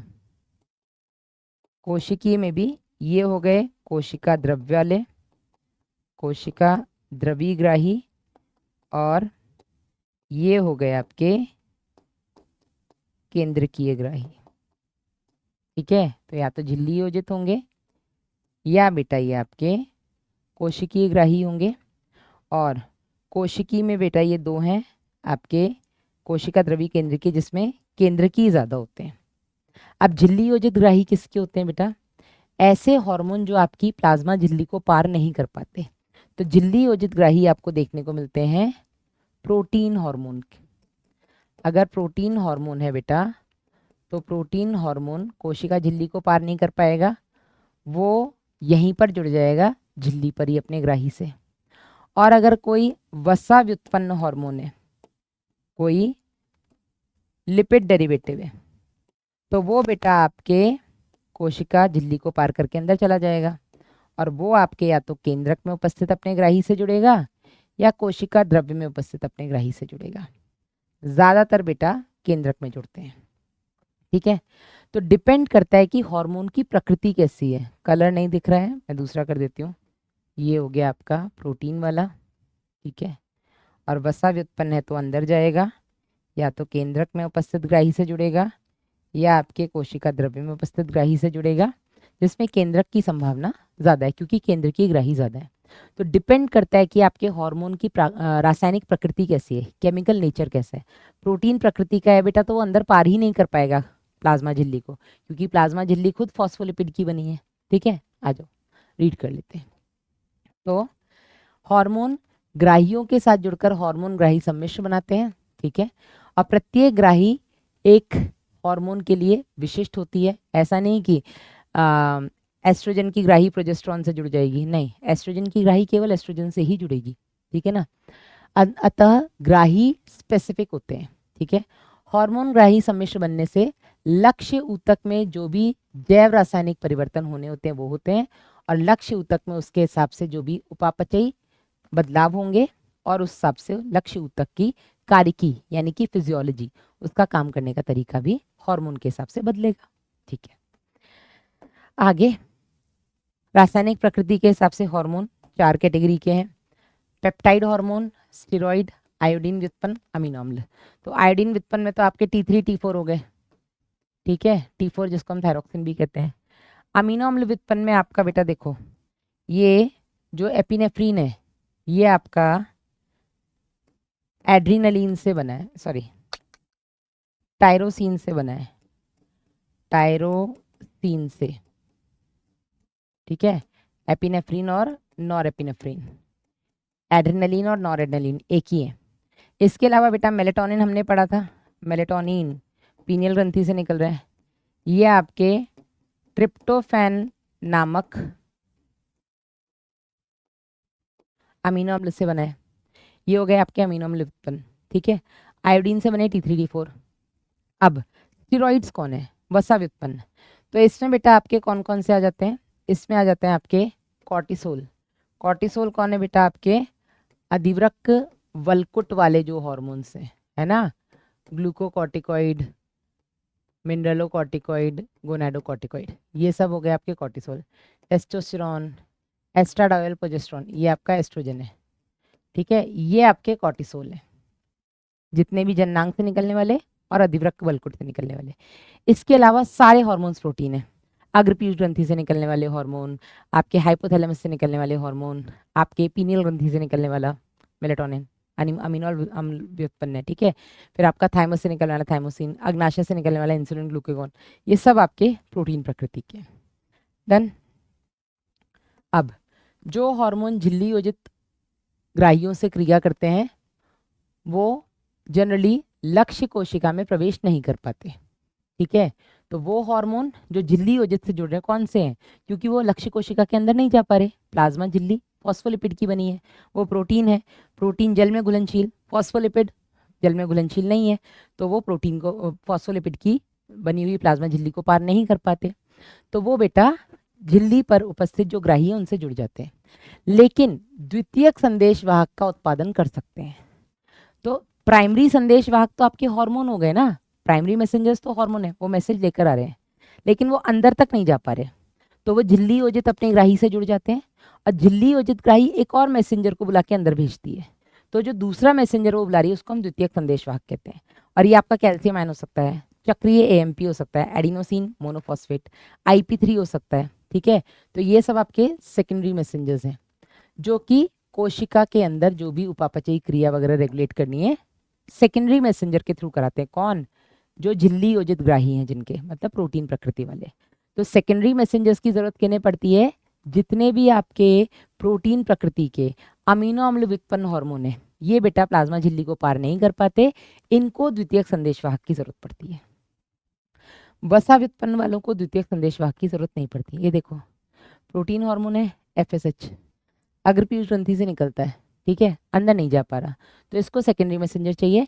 वो मैसेज को, क्योंकि अल्टीमेटली बदलाव कौन करेगा, केंद्रक के अंदर जीन बदलाव करवाएगा ना, तो जीन तक मैसेज को सेकेंडरी मैसेंजर लेकर के जाएंगे प्रोटीन प्रकृति के हार्मोन और अमीनो अम्ल व्युत्पन्न प्रकृति के हार्मोन में, ठीक है ना।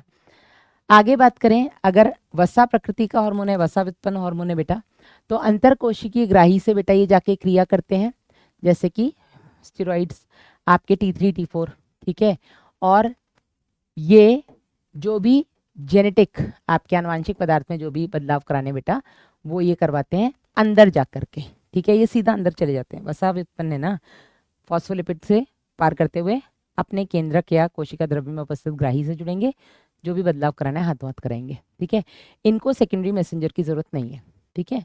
तो ये शरीर की कार्य और वृद्धि को अफेक्ट करेंगे। ये देखो, एस्ट्रोजन वसा व्युत्पन्न है, सीधा अंदर गया, यहाँ पे DNA में उपस्थित, मतलब अपने केंद्रक के अंदर उपस्थित जो भी ग्राही था उससे जुड़ा, DNA में जो बदलाव कराना था हाथों हाथ कराया। इसको किसी दूसरे मैसेंजर की जरूरत नहीं है, सीधा अंदर गया ये, ठीक है ना। तो दिस इज इट। क्योंकि लेक्चर रिकॉर्डेड था तो हम डिस्ट्रैक्ट भी नहीं हुए, और 1 घंटे 50 मिनट में, 1 घंटे 51 मिनट में पूरी NCERT हमने रीड कर ली। समझाया भी है मैंने चीज़ों को वहीं पे, जो ज़रूरी था वहीं लिख भी दिया है। आप भी मेरे साथ साथ NCERT में ऐसे ही लिखा करें, ठीक है।